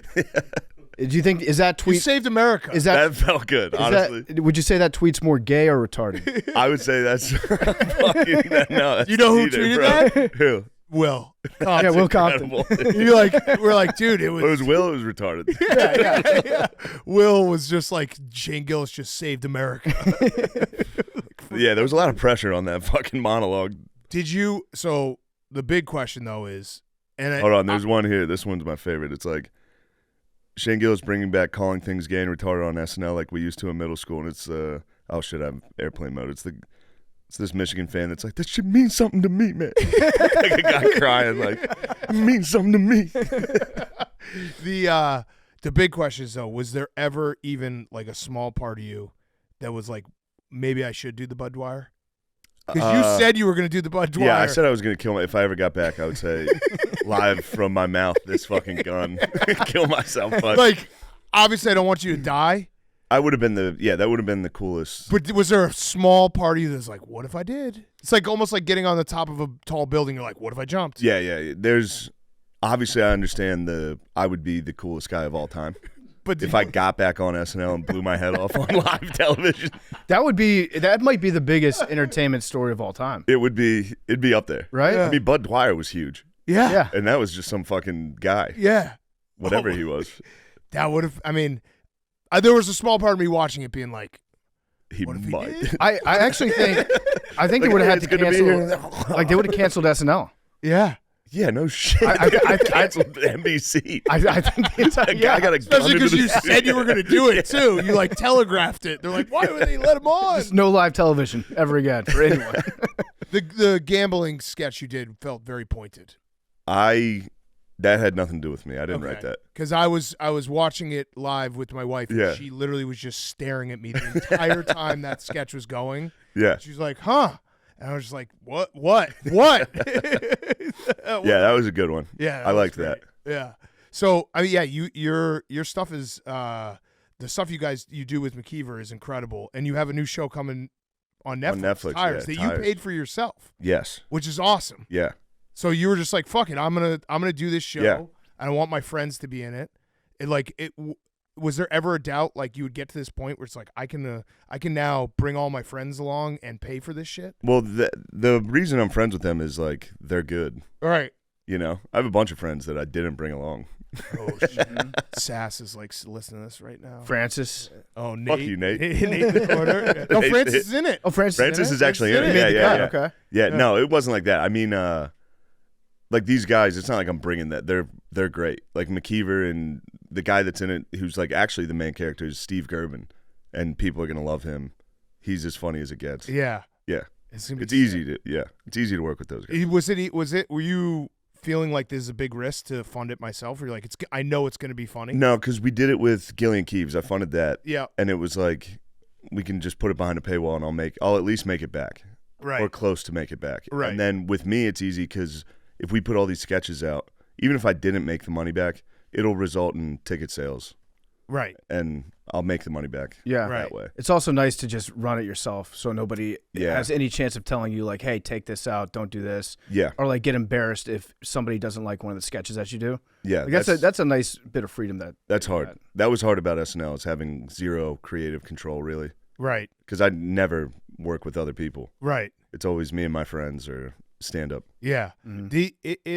I really am not trying to be this guy being like, you beat the system, but have you had that thought, like, I kind of beat the system? Because, like, now it's like Netflix is like, oh yeah, we want to put your show on. SNL's inviting you back, like all this stuff. I think that's a lot of your story arc where people are drawn to you because, like, you beat the system. Like, you did it your way. Yeah. And people ride for an underdog like that. For sure. I think, though, now that is the system. Yeah. Now it's You're more right. that just is the system now. If you want to do comedy, it's like you kind of got to make it yourself.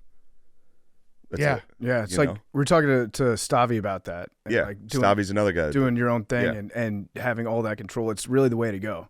Stavi also, I don't know if you heard the episode he did with us, but he's obviously a big Baltimore Ravens fan. He's in tires. Yeah. Stavi's Yeah. a lot. Yeah. Yeah. He had his brain set on the Ravens winning the Super Bowl on his birthday this year, and then it took him like a week to process the loss. He was just locked up in his apartment or his house in Baltimore, just eating ice cream all day, like just in the dark, thinking He about, didn't need that fucking Ravens loss to eat all that ice cream. No. I'm so depressed. I think we were the first people to talk to him. We had him on like the Thursday after they lost. Yeah, he was having fun this season. Yeah. Yeah. He was like the face of the Ravens. I know. dude. Yeah. It kind of became that. It had built up to this point where he was dead certain that his birthday, they were going to win the Super Bowl. Then he was going to party with the team and become best friends with everyone. Then when they lost, it crushed him. If you're anything like Max, who's also an Eagles fan. How's that Nova? They're actually coming back. We're cooking right Dude, now. I told you. Yeah, we're good. A lot of game. We're good. A lot of game. Max was not that same way when the Eagles lost. He saw that coming like a mile away. As an Eagles fan, were you like, did you have any hope this season? This year, no. Yeah. I mean, when they were 10-1, I was like, yeah. fuck. We're doing it 10-1. Yeah. It was way different than last year, though. Last year, they were fucking, or the year before, they were It fucking was like people magical. up. Yeah. Yeah, this year was very, like, struggling a lot. Mm-hmm. Yeah, that was obvious. Yeah. But then, they get in the playoffs, you're like, hey, maybe they Magic. Yeah. they got know. a chance. I think I bet on them against the Bucks. I was like, they've been there. It's like so fucking stupid. It's like Yeah. you the writing was on the wall with that. They were falling apart the second half of the season was crazy. as soon as they lost Big Dom, True. it was over. Mm-hmm. Yeah. Big Dom was what kept it all together. He's the man. Yeah. So all right, so Eagles, the one thing that I feel like you have a cheat code to, most comedians, maybe I'm wrong, but a lot of comedians aren't like huge sports fans. Is that, I feel like that's fair? Like, Yeah, for sure. Burr's, obviously, Bill Burr's a huge sports fan. We have him, whenever we have him on, he just like rants about sports. And we're like, Yeah. great. Nice. Didn't you have something to plug? It's like, but you get like, I feel like all the athletes are like drawn to you because you're like, I'm a huge sports fan. I talk about sports in my set. Yeah. Like, all these guys can relate to me. Yeah, it's nice. No other comics really talk about playing football. Right. Mm-hmm. Right. Everybody played high school football. And you get to like just Yeah. eat it all up. Yeah, it's That's nice. fucking sick. It's easy. Every city you go to, it's like, oh, there's the entire offensive line of that Yeah, NFL it's always the team. O-line. That feels good, The dude. O-line is always out for Love you. seeing the big dudes. Yeah. You played it. Was it Elon? Yeah. You played at Elon. What was Played that, 1 year. I sucked. what was that like playing there? It was awesome. Other than getting my fucking ass kicked every day. Yeah. It was a cool school. So I've heard Yeah. good things. I had a bunch of friends that went there because I grew up in Virginia. So like the good athletes, if they don't get into like if Virginia Tech doesn't hit them, Yeah. like Elon's a good place to go. But like, did you start there? No, I went, pretty much, yeah. I went to Army for 3 weeks. Okay. Which is hilarious. For 3 weeks. Your story about quitting Army is like the most relatable story ever because I just like if you put me in West Point for a week, I'd be like, I want to go home right now. Dude, I quit. Did I ever tell you that with the parade? No. All right. So day one, when you get to West Point, they drop you, like your parents drop you off at like 5 a.m. You go through, it's called our day, I think. And so that's where they like shave your head, give you fucking uniform, teach you how to march. And then at the end of the day, all the parents line the road and all the cadets march past them. So they see their kids becoming soldiers. And my mom was waving like a little American flag. And I was like marching past them and I was like, I'm leaving, I'm quitting. Right when I got past them, I was like, I'm fucking quitting. I'm out of here. I hate it. My mom was like, I just watched her lower her flag. Yeah. Was it like day one you got there and you're like, I knew I was. I don't think I knew I was fucked like 3 months before I got there. I was like, damn, I'm fucked on this. They gave you like, any football program gives you like a workout program for the summer. Mm-hmm. Didn't touch it. Gained fucking 40 pounds. Did you get your head shaved? Yeah. Oh. I still had to get my head shaved. You had to get your head shaved. Oh, no. I got sworn into the military. You got to swear in. So you were like, flash forward like 3 weeks and you're sitting in your parents' basement with your head shaved being like, that happened. No, it was, I had to go straight to Elon. Oh, okay. Because I quit. It was early enough at West Point. Boot camp starts early before preseason football. So I got to leave boot camp to go to fucking preseason. Oh, okay. So that's at least summer. better. No, that blew. That was way harder than fucking West Point. Dude. Do you when you watch like the Army Navy game, do you find yourself rooting for Army? No, I don't give a fuck. Yeah. Yeah, a little bit, yeah. At first I was. There was still a part of me that I was like, yeah. Yeah, it's part of the those program. my boys. Did you make a friend? No. No, I You didn't, didn't have dude. like a one connection. No. Like the first, like everyone in like college, like your first week, you like meet that one Yeah. guy. You're like, we'll be best friends forever. Well, there were a couple guys, like we took like official visits together and recruited together that I was like, yeah, that's going to be my guy. Yeah. And then I remember when I was quitting, I saw him, he was standing at attention watching me like walk by and he was like, Wait, you had to Just walk by full- like a whole group of yeah, when you quit, you have to be in like a platoon of fucking quitters. No. And they still keep you there for like an extra week. How many quitters were there? There's a couple quitters, dude. There's probably not that many. That's Out of 1,000, there was like 20 of us. Dude, I would have quit, quit too. before I even No, you can't. Signed I up. mean, yeah. like I wouldn't have even signed up. I don't know what I was thinking. I for real don't know what I was But thinking. that's like a very relatable thing. Like everyone has that where they're like, I'm gonna be great. Yeah, I was And like, then I think I could be the fucking president. Dude, it was, but they get your parents. They do a really good job of getting your parents. So my parents were like locked in. They're like, this is awesome. Our son's going to be a fucking hero. I remember telling my dad once, I was like, fucking, I gotta go to war? What if I fucking die? He's like, is that so bad? Dying for your country? I was like, you didn't do anything. Why you fucking saying that to me? Dude, Big Oh, Phil man. rocks. He does rock. Shade's dad is in a lot of his comedy. Yeah. I was laughing so hard when because I know you were like hard on yourself for your monologue for parts, but when you just like were like, yeah, I brought him just to roast him. I was Yeah, like, yeah, that yeah. rules. No, that was the other thing about the monologue. Like you've seen me do stand up. That's how I do stand up. Right. Like the whole time I'm in the room, I'm like, you didn't laugh at that, whatever, fuck you. That it's so But natural. if you do that in an SNL monologue, usually isn't somebody in the room fucking around like, oh, the lights are bright, this is crazy, I can see all you Right. not laughing. yeah, They were laughing. You can hear that it's very loud. Yeah. Laughter. yeah, and but that's natural. Like, And one of the jokes was about people not laughing was me being like, my niece has Down syndrome. I thought that would get a bigger laugh. Like, oh, he's bombing. It's like, no, that's the joke. That's- That's Yeah. an insane thing to expect to laugh for. Yeah. It was a great little stretch we had with you doing the monologue and then Sydney Sweeney. yeah, did you meet her? America's so back. No, I did not meet Sydney Sweeney. Fuck. But cool story. I was doing Radio City the next week while Sydney was doing Sydney, first Yeah. name. Sid. You know how me and Sid talk. That's crazy. She was there was people, me and it wasn't you, was it? It was James. We're standing on the corner by Radio City and these two people behind us are talking about it because my name was on there. And they're like, oh, that's the guy that got canceled. He was on SNL. And then I turned around, I was like, I hear that guy's a fucking asshole. And then they were like, oh, our daughter's hosting this weekend. And I was like, well, Oh, you're Sydney Sweeney's mom? holy shit! This is crazy. And then they were like, well, yeah, we're here all week for it. And I was like, do you guys want to come to a show? And they were like, yeah. Oh, So I think Sydney Sweeney's mom came to my show. Do you think Sydney came? No, she was working, but otherwise she definitely would have. She would have 100%. God, I can't believe me and her are an item now. Dude, I actually do think that that's like your last step in superstardom. Sydney Sweeney? No, not Sydney Sweeney.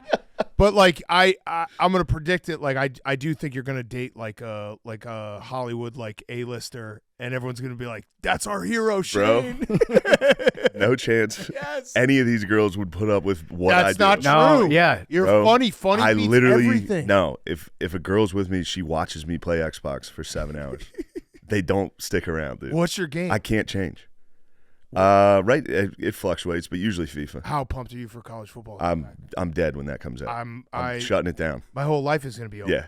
I mean, I did that for all of COVID. Oh, we were talking about yeah, me too. Yeah. I had an online dynasty over COVID. It was the best. Dude, I had when I started doing it, like, because there was no sports, I was doing. Oh, I remember Twitch you guys stream. were filming that. I had like 100,000 Yeah, people that watching was me incredible. lose the national title to Virginia Tech. There was no sports on.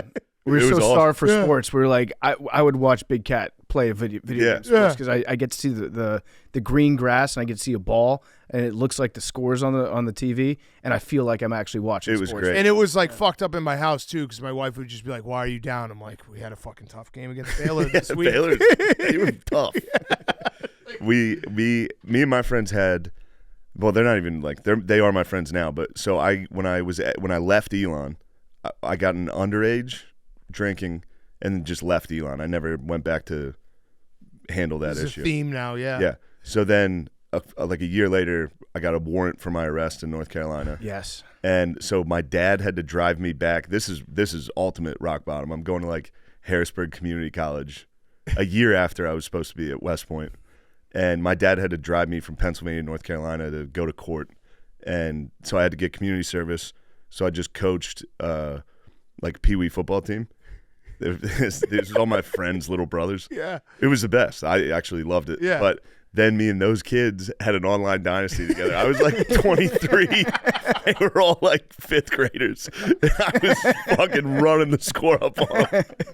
So then those same kids, when COVID happened, are like adults now. Yeah. And we got the dynasty back together. Oh, that's for COVID. It was fucking wonderful. rules. Yeah, it was great. And you're the coach. That's Yeah, hilarious. it was great. Were you Notre Dame? Do you play as Notre Dame? I usually don't. Yeah, you can't do that. You got to build it Yeah, up. we got to get a too. conference too. Yeah. If it's an online dynasty, you got to pick a conference. Yeah. Yeah. Yeah. Arch Manning's not going to be in the new video game though. I saw that. He said he's bowing out, or he wants to focus on football. So I don't know how that would distract him from playing Yeah, I don't football. understand why they did that. I think it's because that if you're a Texas fan, every Texas fan that plays as the Longhorns would, if you have the opportunity to start Eli Manning or Quinn Ewers, who's a started quarterback, you're going to start Arch Manning. You're going to put Arch Manning as quarterback, and then everyone's going to be like, yo, fuck Quinn Ewers. Why is he playing in real life? Because everyone's playing as Arch in the video game. And I think Arch was trying to be a good teammate to be like, I don't want all this pressure on my teammate Quinn. Oh, that's nice. Because everyone's going to play as me. I think That's my theory. I think Quinn's the fucking man. Yeah, I honestly think that if he was like, if I was in a video game, I'd just play as myself the whole time. So when he says I want to focus on football, like I actually think he's being honest. Oh yeah. Like I would just spend so much time playing as myself that it just because that's what I would do. Of course. Yeah, if you're in the I'd game, play as the left guard the entire game. Shane is being brought to you by Dave & Buster's. The chance of getting a perfect bracket is 1 in 120.2 billion. Best of luck. For the rest of us, instead of not watching after our bracket's busted, why not be rewarded for it? So this March, when you lose, you can win at Dave & Buster's. Throughout the tournament, we're washing away your sorrows with $2 beers. Terms and conditions apply. And anyone whose bracket has been busted can DM Dave & Buster's with a picture of their bracket across social media handles. In reward, Dave & Buster's will be giving away 1 million chips of free gameplay while supplies last. Terms and conditions apply, but hurry, all chips will be given away. Must be redeemed at your local Dave & Buster's before the tournament ends. Come to Dave & Buster's for $2 beers all tournament long. DM your busted bracket to Dave & Buster's for free gameplay while supplies last. Terms and conditions apply. And now back to Shane. what was lame question? What was the moment that you're like, I can do this for a living? I have no idea. Probably when I won Philly's Funniest. There's a tournament or a competition in Philly every year. That was a big deal. Philly's like crushing. Philly's right doing now. well right now. Yeah. Mhm. Yeah, I feel like all these funny like shitload of Yeah. comedians Are you coming out garbage of guys came out of there? Yeah, McCusker, McKeever, Tommy Pope, O'Connor. yeah, Yeah, it's a good group. yeah. Nate Marshall, Lemaire Lee, Sean Gardini. Get them all in there. Yeah. Philly's Yeah. so funny because it's like Roan. Obviously, Roan. everyone. I feel like people from Philly have like a little bit of sleaziness to them, but they love that part. They like are very Yeah. open about how sleazy they are, whereas some other cities aren't that. Yeah, that's why Boston was so good. Yeah. Boston's like the best comedy city ever. Is there a bad comedy town? Like maybe not from people from that town, but like to play. To do stand up? Yeah. Like, yeah, there's like New Orleans and Miami are, Yeah, I've heard Terrible. that. I've heard that about stand up and also music. yeah. Like it's tough to play shows in New Orleans because you're competing against everything. Yeah, everything. yeah, It's a And- parade of drunk people. yeah. Yeah. When we had Jay Okerson on, he was like, "We're like, what's the best?" He's like, "Just anywhere, pick anywhere in the middle of Ohio."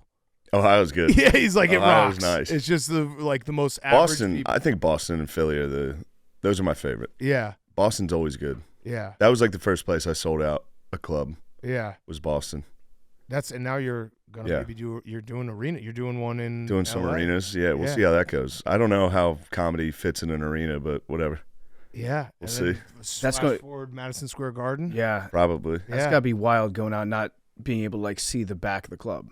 Like not being able to see all Yeah. the people that are there. Theaters like last night, you can only see the front like 3 rows. Yeah. And it's like I'll go out at the end of the show and be like, "Oh, this is what it looked like. Damn, Yeah. this place is nice." Yeah. So what's next besides like arena tours? What's the next thing that you want to accomplish? College football. I mean, arena tour's crazy. I don't know how long I'll do that. I'm gonna see what it's like. I would say making like some movies with like McKeever and my friends. Mhm. Yeah, Yeah, probably do that this year, hopefully. be like the new Adam Sandler. Where you Yeah, bring yeah. All your friends. That'd be along. perfect. That's got to be the most rewarding part. Is just like all your boys are coming Yeah, along. For and the they're coming ride. down to Austin too, and it's like, that's like what Roughhouse did with McBride. Yeah, He has all his crew down in South Carolina. yeah. That's awesome. That's Yeah. so sick. My favorite thing Sandler did was he just started filming movies in Hawaii. Yeah. Okay, Every we're movie. gonna Yeah. have my boys. By the way, that's our movie idea. It's in like Florida. I love it. Yeah. Go on Let's just vacation. Spend 3 months in Key West. Fuck it. Yeah. Austin's a cool town. I've heard good and bad things about it as a comedy town. So I lived there for about 10 years, but it was before like the Rogan, that whole Yeah. like the comedy mothership or whatever went there. How has it like changed since you've been down there? I've only been down there since like November, but I was going there the last like 2 years. Yeah, there's a ton of comics there now, and it is like a comedy town. Yeah. Like, people go there now to just go to the comedy clubs. Yeah. So that's cool. It's just so fucking hot down there. It is fucking hot as hell. You but haven't even done a summer. I feel like you don't do I've- well in the heat. fuck no, dude, it's gonna be I'm gonna be inside for 3 110 months. degrees Yeah. between like June and August every Thank year. God for the college football game coming back. Yeah. That's a godsend in the It summer. is. Yeah, Austin's. I don't know. I still obviously New York is still the best Right. at comedy. Yeah. Yeah. Like the Comedy Cellar, I think is Yeah, because don't you have to get past there too and everything? That's how Rogan's Club is though. Oh, really? Rogan's Club, yeah. They adopted a lot of the stuff they were doing at the Comedy Store, which is like there's like door guys. That's a cool thing. So That like is cool. at the Comedy Store, you can get hired as a door guy, and then work your way up to like actually being a comedian there. Did you who passed you at there when you like first started in New York?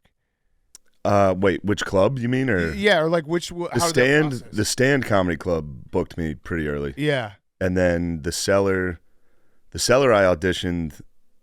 I took an Adderall that day. I didn't know it was an audition. So like 3 years ago, I auditioned for like a Comedy Central show.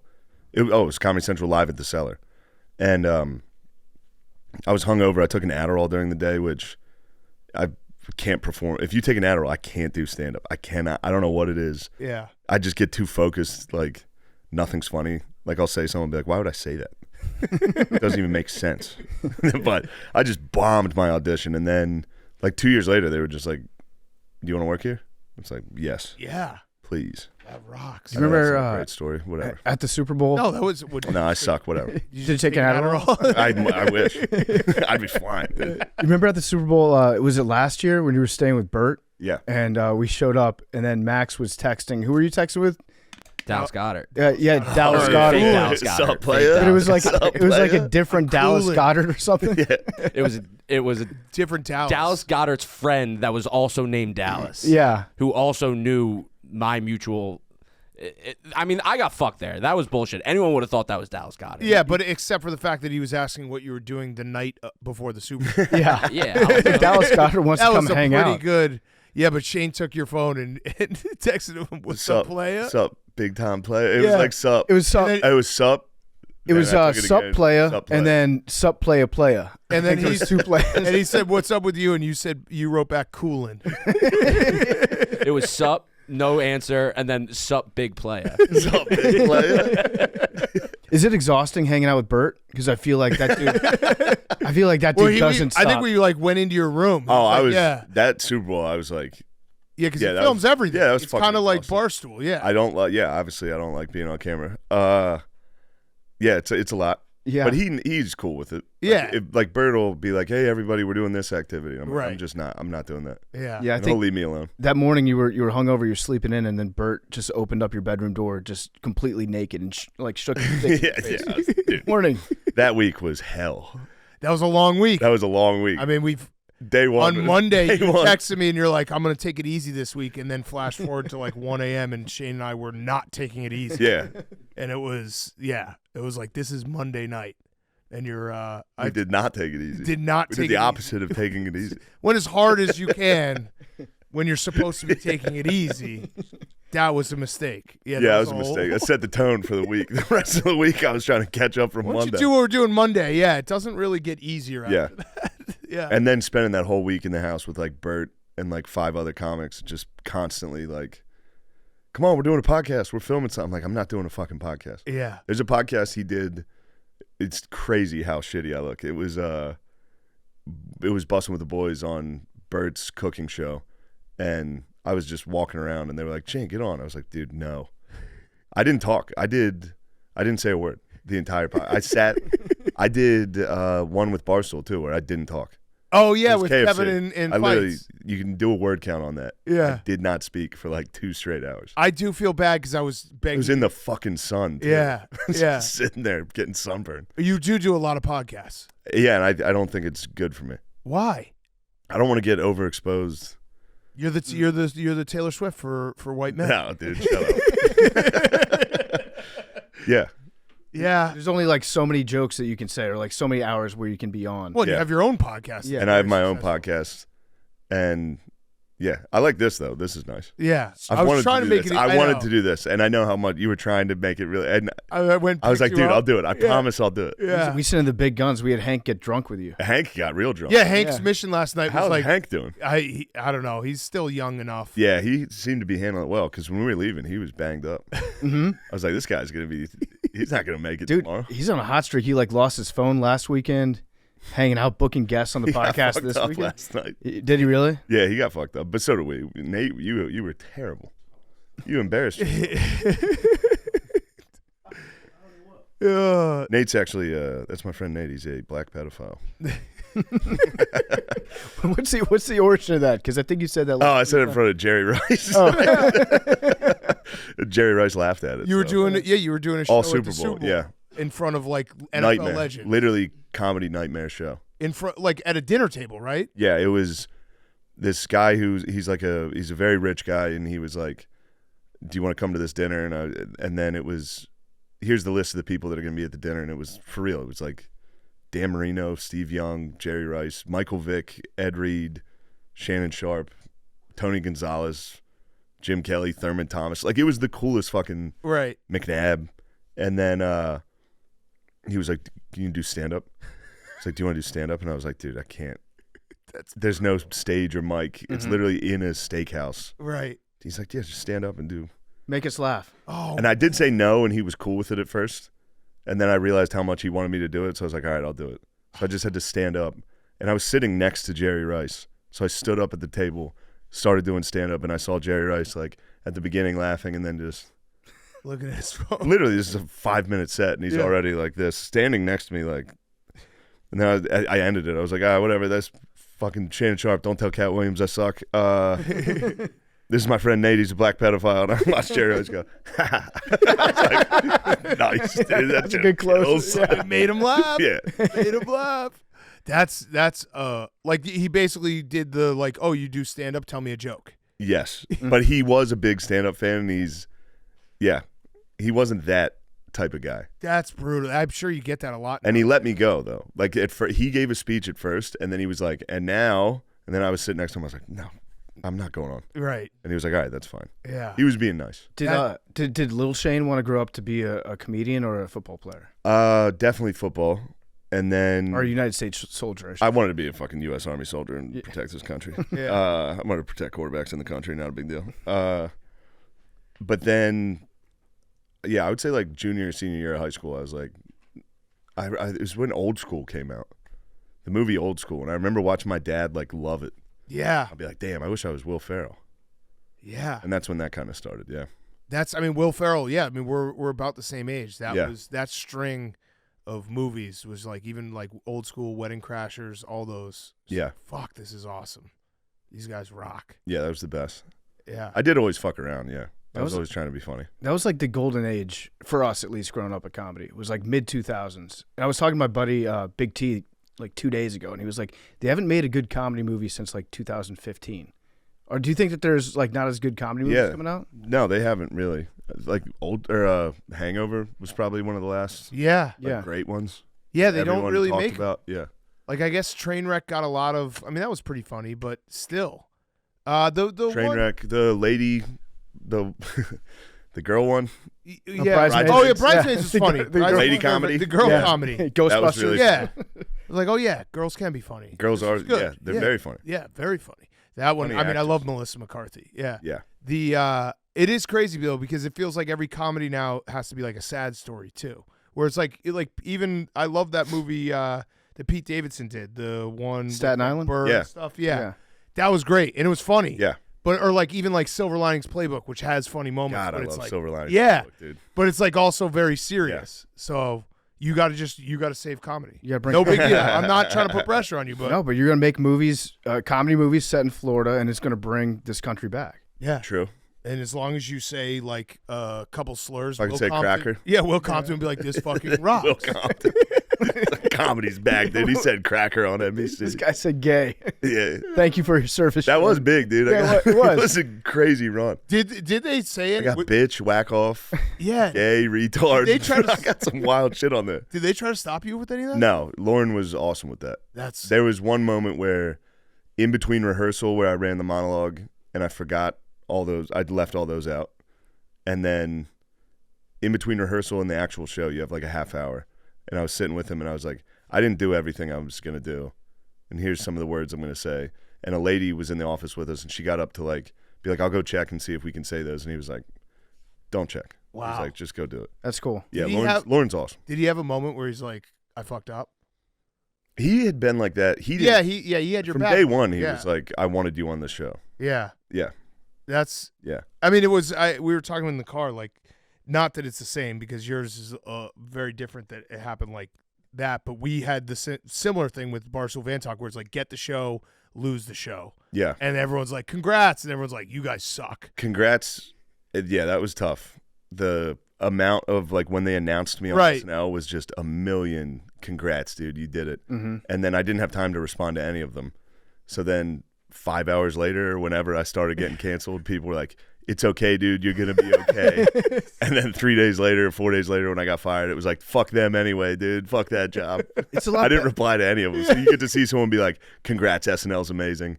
You're gonna be all right. Don't worry about it. Fuck SNL, dude. Who gives a shit? Like, and then I'd be like, yeah, dude. Yeah. Just reply to just the congrats ones. Be like, thanks. Yeah. After you I already did get it. fired. Yeah, dude. But in a way, and for us at least, it felt this way. It might feel this way for you too. Getting fired after one show is way better than getting fired if it was like a month or 2 months later. Yeah, I think so too. Because then you Right. put all that work in, Yeah. and then some people could be like, "Oh, you couldn't cut it. If you were funnier, you would have made it." Yes. Right. But the fact that it happened so quickly, it's like, okay, it's not us, it's them Yes. Right. that are firing us. Right. Yeah, and everyone spins it a different way where they're like, okay, they like it was powers above them that made this Yeah. decision, not because they sucked. Which we probably would have sucked eventually. We did one episode and we were like, we never would have been able to sustain that. So we got lucky. The first episode almost killed us. Yeah. Yeah. That was you guys. I mean, McAfee's doing well. Yeah. Yeah. Yeah. He's got that. That's what's so good about it. Is it's just a fucking podcast. Well, it's just It's just also, fucking around. Yeah. You know, the pendulum swung all the way pendulum back. has swung. It has. It like it was. There was a time and place where everyone was like, "This is the new order," and like, "This is what people can't like take risks anymore." And then it's come all the way back. It's like, what the fuck? We'll see though. Yeah. Oh, you think it's come back on us? I think this election's gonna swing it back. Oh yeah, It'll go back. It'll go back to being. Yeah. Yeah, it's I gonna think. get hot on the streets. You're Yeah. probably right. How many times do people ask you to do the Trump, like just on like the street? A lot, yeah. That sucks. No, I mean, it's better than people ask me to take a picture and they'll be like, "Can you do Trump real quick?" And it's like, "No, just take a picture, man. This is nice. Why do we have to?" Why do I have to do But it's Trump? better. The worst is like, "Let's take a picture." And then, "Can you do retard face?" It's like, dude, don't say it like that. Do you do Trump? Do you do Trump face? Like, could you do a Trump face in a picture? No, what he does. Yeah, that was pretty good. I saw it Maybe. there for a second. Yeah. You do the suck in. That's so perfect. Yeah, that. Yeah. That's that. The guy they have on SNL is incredible. Yeah. Yeah. It's fucking wild. Yeah. He's really good at like talking. He can speak exactly how Trump talks. Like we filmed the sketch and he just would rant and be like, I'm trying to think. We did a sketch about like getting sneakers and he's like, and they're not even giving sneakers to young men anymore. What's happened in this country? When I was here, that wasn't the case. Like he just goes. It was really good. I'm not doing it proper, but whatever. No, that was good. Do you know Alex Jones? No, Have you ever met him? I have not. I do know of him. Yeah. Obviously, shit rocks. But I used to listen to him every day in my car at lunch in Austin. When he was, this is what I don't like about what Alex has kind of become now. Is like he used to be so much crazier back in the day. Like he used to be he used to like get on the air and be like Hillary Clinton is she's actually a reptilian and she smells like sulfur because she's the devil. And so I'd listen to that on my lunch break in Austin in my pickup truck. Like every day I go out there, I get my sandwich, I turn on Alex Jones, and now it's like. I almost want to say he's becoming like too mainstream where he's nerfing some of his takes. True. And I miss the old school like uncut Alex. Hey, that happens to all of us, dude. I know. In the end, that happens to all of us. I know. Alex Jones went woke. He did go woke. It's sad. Well, he got sued for $1 billion. Yeah. So he's just fucked forever. It's also very funny to think that Alex Jones has $1 billion. Yeah. He might get it. Dude. Dude, I would love to be sued. Somebody sues me and they're like, "Yeah, I think you have $1 billion to give me." I would be like, "Thank you." And Sued that for $1 billion. when he was on trial, that the chili thing was like that. You remember that where it was what's like that? he like answered a question. They asked him like the names or to remember something in his past. He's like, "I don't know. I had a big bowl of chili that day, and so my mind wasn't really working." But it's like that's the truth. Yeah. Like if you eat a big bowl of chili, it will fuck you up. Yeah. He only can tell the truth. Like you eat a big bowl of chili, you're like, I need to lay down somewhere. Like I can't answer questions. That's can't be held awesome. responsible. That's a I'm funny intoxicated. fucking answer, dude. Anyone who's not like in tip top shape, like you eat any like You eat a bowl of chili, you're bowl of chili, shot, dude. pizza. I crushed those parm subs. Yeah. Dude. I'm struggling. and it just like sits in your belly, and you're just like, I don't want to do anything right now. He had, what was the answer he had? Someone was like, so you think the government like covered up a pedophile ring or something? He's like Jeffrey Epstein? And they're just like, oh shit, yeah, maybe. Fair point. Yeah, that one you got us on. All right, we got a couple last questions. It's been awesome, Shane. We'll have you back on anytime you're in town. What? How tired are you?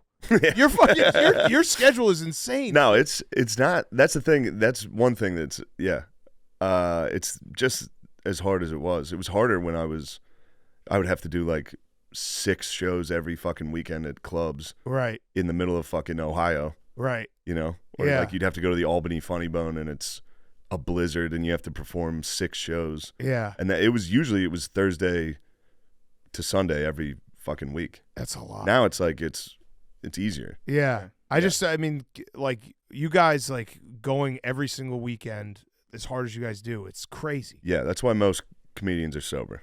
Yeah. Yeah, I'm not there yet. Yeah, are you gonna get? No. You can't. Dude, what if you got cleaned up and you got like jacked? You became like a. That would suck. I would turn on suck. you. I would turn on you. Yeah, that just would so you suck. know. People are funnier I'm when trying to they're hide fatter. this fucking watch, dude. I don't want to change. You haven't. That's the thing, though, and I say that like with respect. Like it's Thank you. crazy because it is.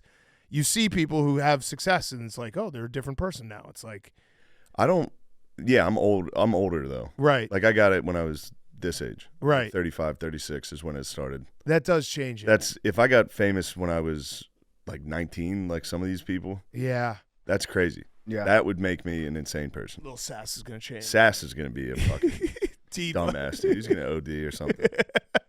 He's yeah, no, it's true though. Like and I think that actually helps. Like I know for myself personally, like when people are like, "What is your dream?" Like retirement's like have enough money to lose it gambling. Like that's all I want to do is just watch sports and hang out. And it's like if you change, then everything else, like your show changes and your comedy changes and everything like that. For sure. It's also like when people talk about retirement, what does retirement look like for me? Like I'm going to stop watching sports with my friends and then talking about sports right after the game's over. That's my job. Yeah. Yeah. I don't know. Yeah. Why would I want to retire? Same. Yeah. But me too. It's like, what do you want to do? And it's like, I like stand up. Yeah. I keep doing that. I'll sit and talk with my friends and it'll be a podcast. Once I get back down to small clubs and the clubs are empty, that'll still be fun. Yeah. It'll be depressing. No. That's when it might be live from my mouth is fucking done, honestly. But yeah. Yeah, you got to just do one night show only like Madison Square Garden. Like it's going to be the Bud Dwyer show. Do you think that show would sell out if you advertise like I will kill myself on stage tonight at the end of the show? Yes. People would buy tickets for that. And I think people would be pissed if I didn't so do mad. It. They boo you when you walk off stage. You like promised us. They call you out for an encore. Encore, do it. Come on. And if that was, might string up a noose for that. That'd be fucking sick. Hang yourself in Madison Square Garden for the like rafters. Sting coming down. They just keep your body up there next to the Billy Joel banner. Shane Gillis killed himself. Get me. Nice. All right. Well, last question. Roback question. RHOBACK.com. Promo code TAKE. Roback has Q-zips, polos, hoodies, joggers, shorts, everything. Roback.com. Promo code TAKE. 20% off your first purchase. All right. Give me the Notre Dame. What do you think this year? Record. How many games are you going to go to? So there's a knock on Notre Dame. Okay. Every year that they have a weak schedule. Yeah. They never do. No, they never do. Always top fucking 15 at least. They do like every 5 years. When This you year get like a down USC, a down like, That's not their fault. Stanford. This year the schedule is weak. Oh, you're getting ahead of it. On paper. Look at this. Okay, so it's A&M week 1. When? I'll be there. Where's that? It's in College Station. Oh, that'll be fun. Yes. Northern Illinois win. At Purdue. Purdue always they're good for one of those weird games every year. Purdue's sneaky. No, I don't know. I don't know if writing off A&M at the beginning's a win. That's a tough. Yeah. That's new talented, coach. Yeah. The Notre Dame, the classic Notre Dame loss is usually at home to like a team that they should like. They lose to like Georgia Tech or Navy, or remember when they lost to, like UConn, like those weird ones that sneak up on you. For sure. Like, Florida State in South Bend. That's gonna be a good game. That'll be fun. Yeah, I mean they'll be good this year in the playoff. The team's good. The schedule is easy. Wait, who's your quarterback? They got that kid from Duke, Riley Leonard. Oh, he's good. Yeah, he's good. He's very good. He can run. They got better wideouts this year. The O-line they lost a lot. Yeah. But that's Notre Dame feels like at least the last 10 years they've been like an O-line factory. Yeah. So wait, how many games you can go to? I'm gonna definitely go to A&M. I'm gonna try to go to Florida State. I'll probably get to 2 or 3. I love it. Yeah. I love that Riley Leonard. He's going from Duke to Notre Dame. Like he's just trying to make everybody hate him. I respect that. I respect that. Yeah, that is a very. But you see the schedule. They're probably. Yeah, no, there's not 11-1. Yeah. And then get fucking smoked in the playoffs against somebody. Yeah, how bad. I have a buddy who's like a diehard Notre Dame fan, and I remember getting live updates from the national title game against Bama, and it just like went dark after like the second quarter. It was just like, ooh. I mean, that was over quick. Yeah. Oh, so 2026 we're playing at Lambeau. We gotta go. Hell yeah. The first week of the season. Hell yeah. That's gonna be awesome. Actually, me and Soder, this is something we could do. Me and Soder were talking about when NCAA comes out, getting a house, getting a bunch of dudes, and getting a dynasty going. Just doing like a full weekend dynasty. Yeah.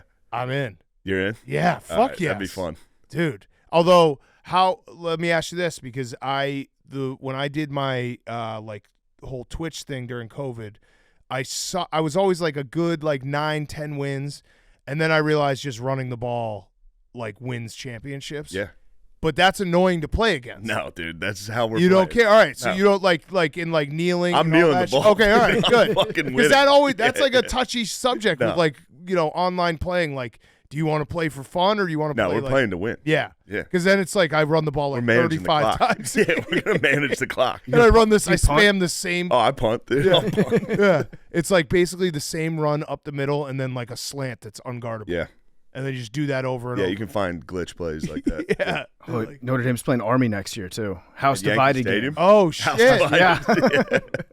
Are you gonna like change jerseys at halftime? That would I have rock to. if I'm Big gonna split Phil wore like a Gillis Army jersey. My dad still wears like Army gear. Yeah. He's still proud.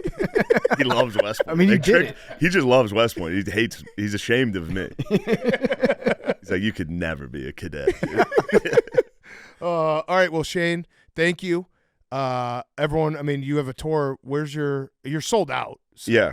But everyone watch Tires when it comes out on Netflix. Tires is coming out in May. Yeah, and he's going to be And everywhere. I'm proud of that. I will say I went and saw him last night. If Shane's in your city, you have to go see him. Thanks. Like it's so fun. He was at the late show for the record. There's Yeah. a bunch of people that were at the early show going, yeah, that sucked. No, but dude, and I was saying in the car, like the fact that like you went from an incredible special, Beautiful Dogs on Netflix, to almost instantly you have a whole new hour. It's like, how the fuck? I'm trying, Yeah. Do people travel around and like see you at different shows like Yeah. You're Dead? for sure. And are they like expecting new jokes at every stop? I don't know, but That'd be such no, a they seem happy to do it. yeah. To me, it would never occur to me to follow a comedian around.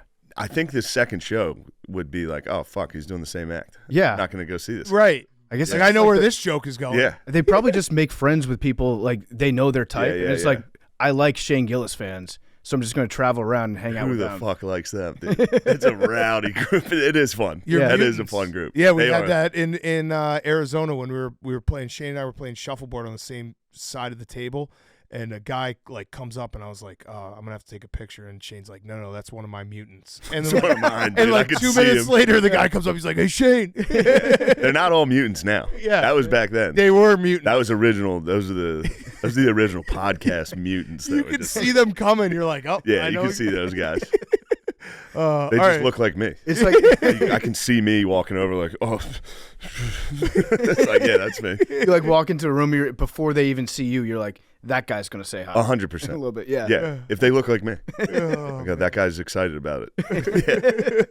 All right. Well, thank you, Shane. No, thank you guys. Appreciate it, man. You're the best. And yeah, whenever you're back in Chicago, or maybe we'll come down to Austin. Hell yeah. Yeah, we'll do it again. Maybe we get on Matt. Maybe and the Shane. Dynasty House. Yeah, come Yeah. down and do Matt and Shane's. Yeah. Where's the Whenever Dynasty you House want. gonna- Sass and Roan have done it. Oh, have you had Frank the Tank on yet? No. Bring Frank. We got it. Come down to Austin and bring Frank. Frank on Matt and Shane's secret podcast would be Please, dude. incredible. I would love to see Matt and him. Oh, they would get along. That would be perfect. Matt's Yes. so fucking funny. Matt's That's- incredible. Yeah, go see Matt, by Yeah. the way. Yeah. That's another thing. Matt's stand-up is, He's actually going to be in He's Schaumburg so in a couple good, weeks. dude. Yeah, yes. yeah, but yeah, that Frank and you guys. All right, we're good. I don't even want to be on it. I just want to watch it, Please. like a live watch of. Please you, bring us Frank. and then just let you guys keep going. Yes. Like we're not even recording anymore. Please. It's just it. Yeah. I For remember. real. I remember the first time you met Frank, and you were like awesome. Because I'd seen him obviously online, and I didn't know it was as real. Yeah, I just walked by him, and I was like, yeah, the Mets suck. Just instantly, it was like, Yeah. I felt terrible. I was like, my bad, dude. No, you feel that's the thing with Frank is like sometimes it's a little bit quiet in the New York office, and you want to mix things up a little Yeah, bit. So you just be like, "Hey, what happened in the Devils game last night?" You got to rattle his cage. And then you keep walking, and then you let everybody else around him deal with the fallout. But he appreciates it. Sass's setup was my favorite. Lil Sass was between him and another unit, dude. There's a big guy. Was it Doug? Doug's, yeah, Sass and Lil Sass's desk was between them. yeah. He said they were ordering more Grubhub while eating Grubhub. Sass just sat between two giant dudes that just munched all day. Oh, Frank is the best. Yeah. He's the best. All right. Well, thank you, Shane. Thank you guys. Shane Gillis is brought to you by Topgolf. It's golf. It's not golf. It's Topgolf. If you've never heard of them, they have all the stuff to make them legit golf. They have balls, clubs, turf, even a ball picker-upper cart thing, but they're very much not golf too. We're talking loud music, giant targets, climate-controlled bays, and unbeatable food and drinks day or night. There are a lot of big sports moments coming up soon, especially in March if you're into college basketball and baseball. So if you want to catch the games as you play, Topgolf is the place. Since they want everyone to play, they just launched half-off golf Monday through Wednesday when you book in their app. All you have to do is book a Monday through Wednesday in their app, and you will get half off the golf.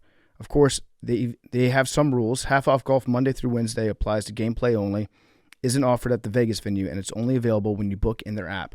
For full details on the offer, visit topgolf.com/PMT.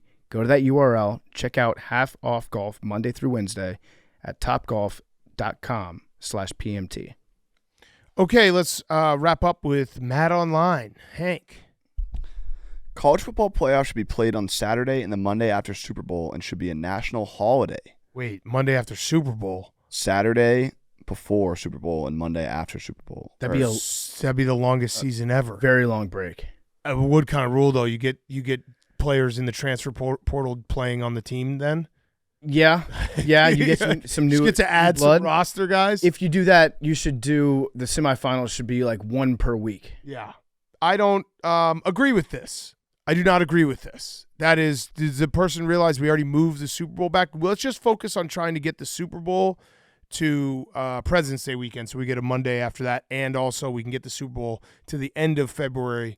And when you finish the Super Bowl, you're like, oh, it's spring. Yeah, that'd be nice. That's all we got to focus on. That's too much of a break because you already have a massive break in December for college football. Yeah. And then doing it, obviously, bowl season, but for the teams that are in the playoff. Yeah. Big Ten Ocho says that NIL should be capped. They can have different rates for 5 stars, 4 stars, etc., and then bonuses for Heisman, All-Conference, etc. Then players can sign unlimited endorsement deals, so the best players, Manziel, Caitlin Clark, can still make more money off their popularity. Wait, is this Madonline or Pardon Your Take? I feel like these sounds are like part of your takes. Pardon your take. So Madonline. Wait, they're saying how are they saying the most popular players can get more money? They can sign unlimited endorsement deals, which I don't understand. So that sounds like NIL is unlimited. Not capped. Yeah, that's Not a bad capped. one. I do think the college sports should get to a point where it's an actual salary cap. That would be cool. I think. Well, I tend to agree with Jay Billis's take that it should just be multi-year contracts for players. Yeah. Because the big thing is if you get 1 year of a player, then they leave, that stinks. I think it's bad for the sport overall and it's bad for ratings. Yeah, the transfer. I don't like. I know they're like chicken and egg, but the transfer portal bothers me. The NIL never has bothered me. Yeah, players should get paid. It's obviously because the NIL causes the transfer portal. Yeah, they should get paid whatever the market tells them they should get paid. They're adults, they're working, they should get money for it. But also, in the interest of the good of the sport, doing multi-year contracts would keep players around. And then obviously the fan base would grow accustomed to these players. It'd be good for ratings, good for ticket revenue, good for future players going to the schools too. Dolph says, a Madonline take for someone getting older. Why do these sports leagues cater so much to the West Coast with game times after 9 p.m.? 75% of the population has to be either East Coast or Midwest. So why does it matter if a game starts at 4 p.m. West Coast? Madonline. Wait, what games start at 9 p.m.? NBA games. But those are MLB. West Coast. I think they're talking about like the college games on Thursday and Friday this week. Oh, They but start that's super late. But that's starting late because it's back-to-back games at the same location. No, it's starting later on just to screw Danny Hurley for some reason. Got it. Yeah, that is true. I do agree in principle that like Monday Night Football when we lived in New York, like starting at 8:15 sucks. And I do also agree in principle that like if you live in California, suck it up because you live in California because you get to tell everyone you don't have winter and you live by the beach, so you don't also get sports times. But other than like moving Monday Night Football and Sunday Night Football up a half hour, I don't really know. There's not a lot that you can do about There's it. not anything that's glaringly like, man, this is starting way too late. No, and also you can be, if it's starting late, you can just say, well, I'm a real sports fan. I'm going to stay up and watch it. The thing that they should focus on instead of the start time is just getting the start time correct. I agree. That's the thing we need to put all our effort in. When you say a game's going to start at 8 o'clock, start it at 8 o'clock. Don't start it at 8:20. It's always, what do they use, like 8:07? Yeah. When they get down to the minute? It's the one thing that I will say positive about the sport of soccer is they do a very good job of starting exactly when they're going to start, and you know that you only have 2 hours that you have to watch it.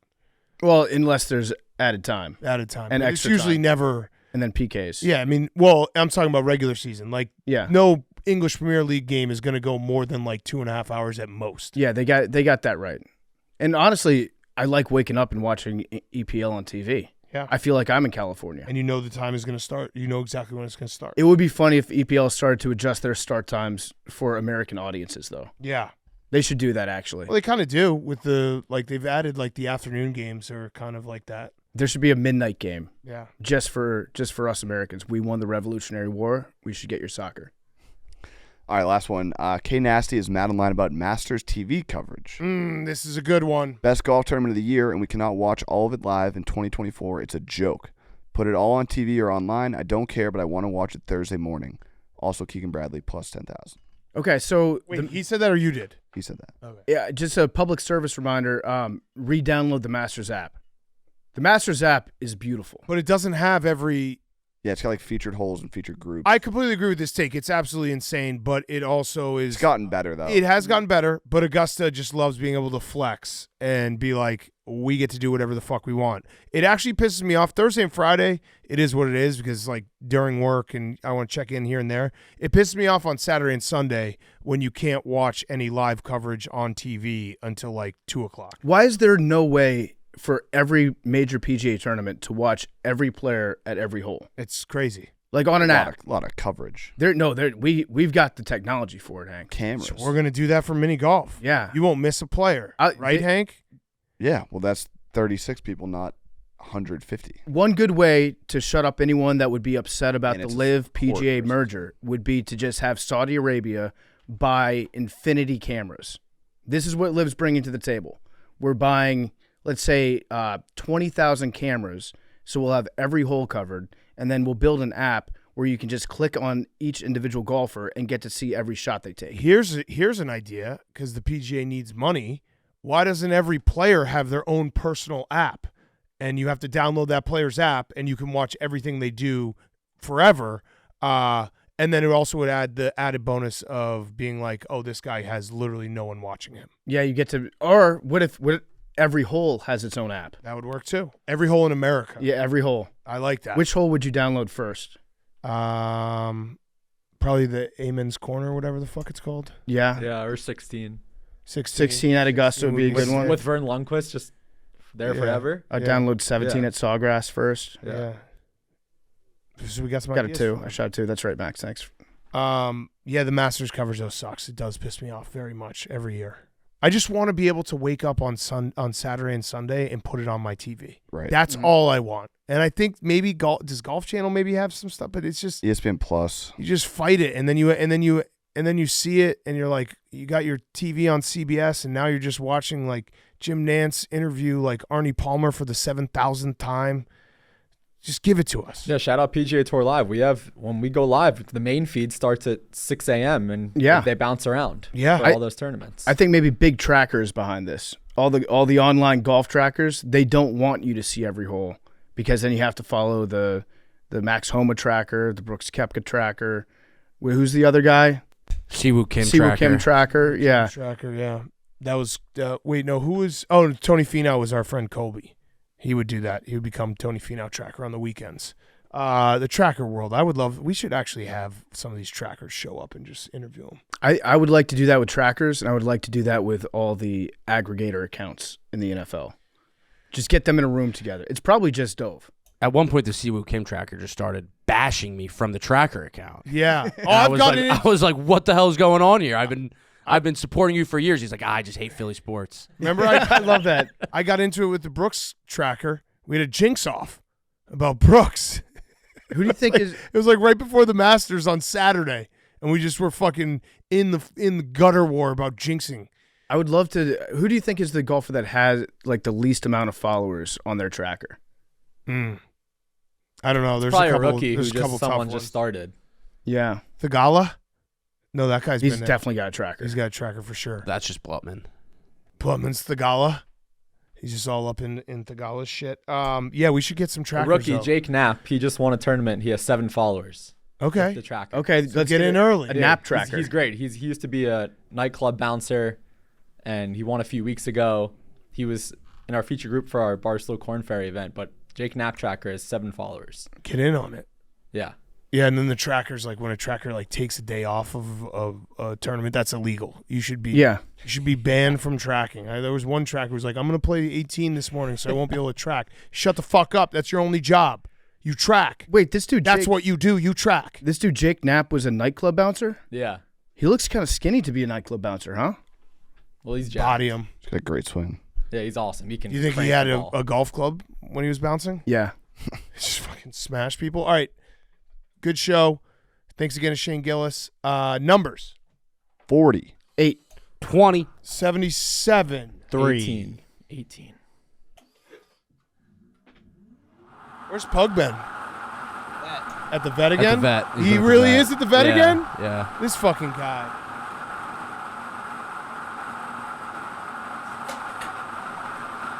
$65. 65? He's 55, 65. 65. 65. Love you guys.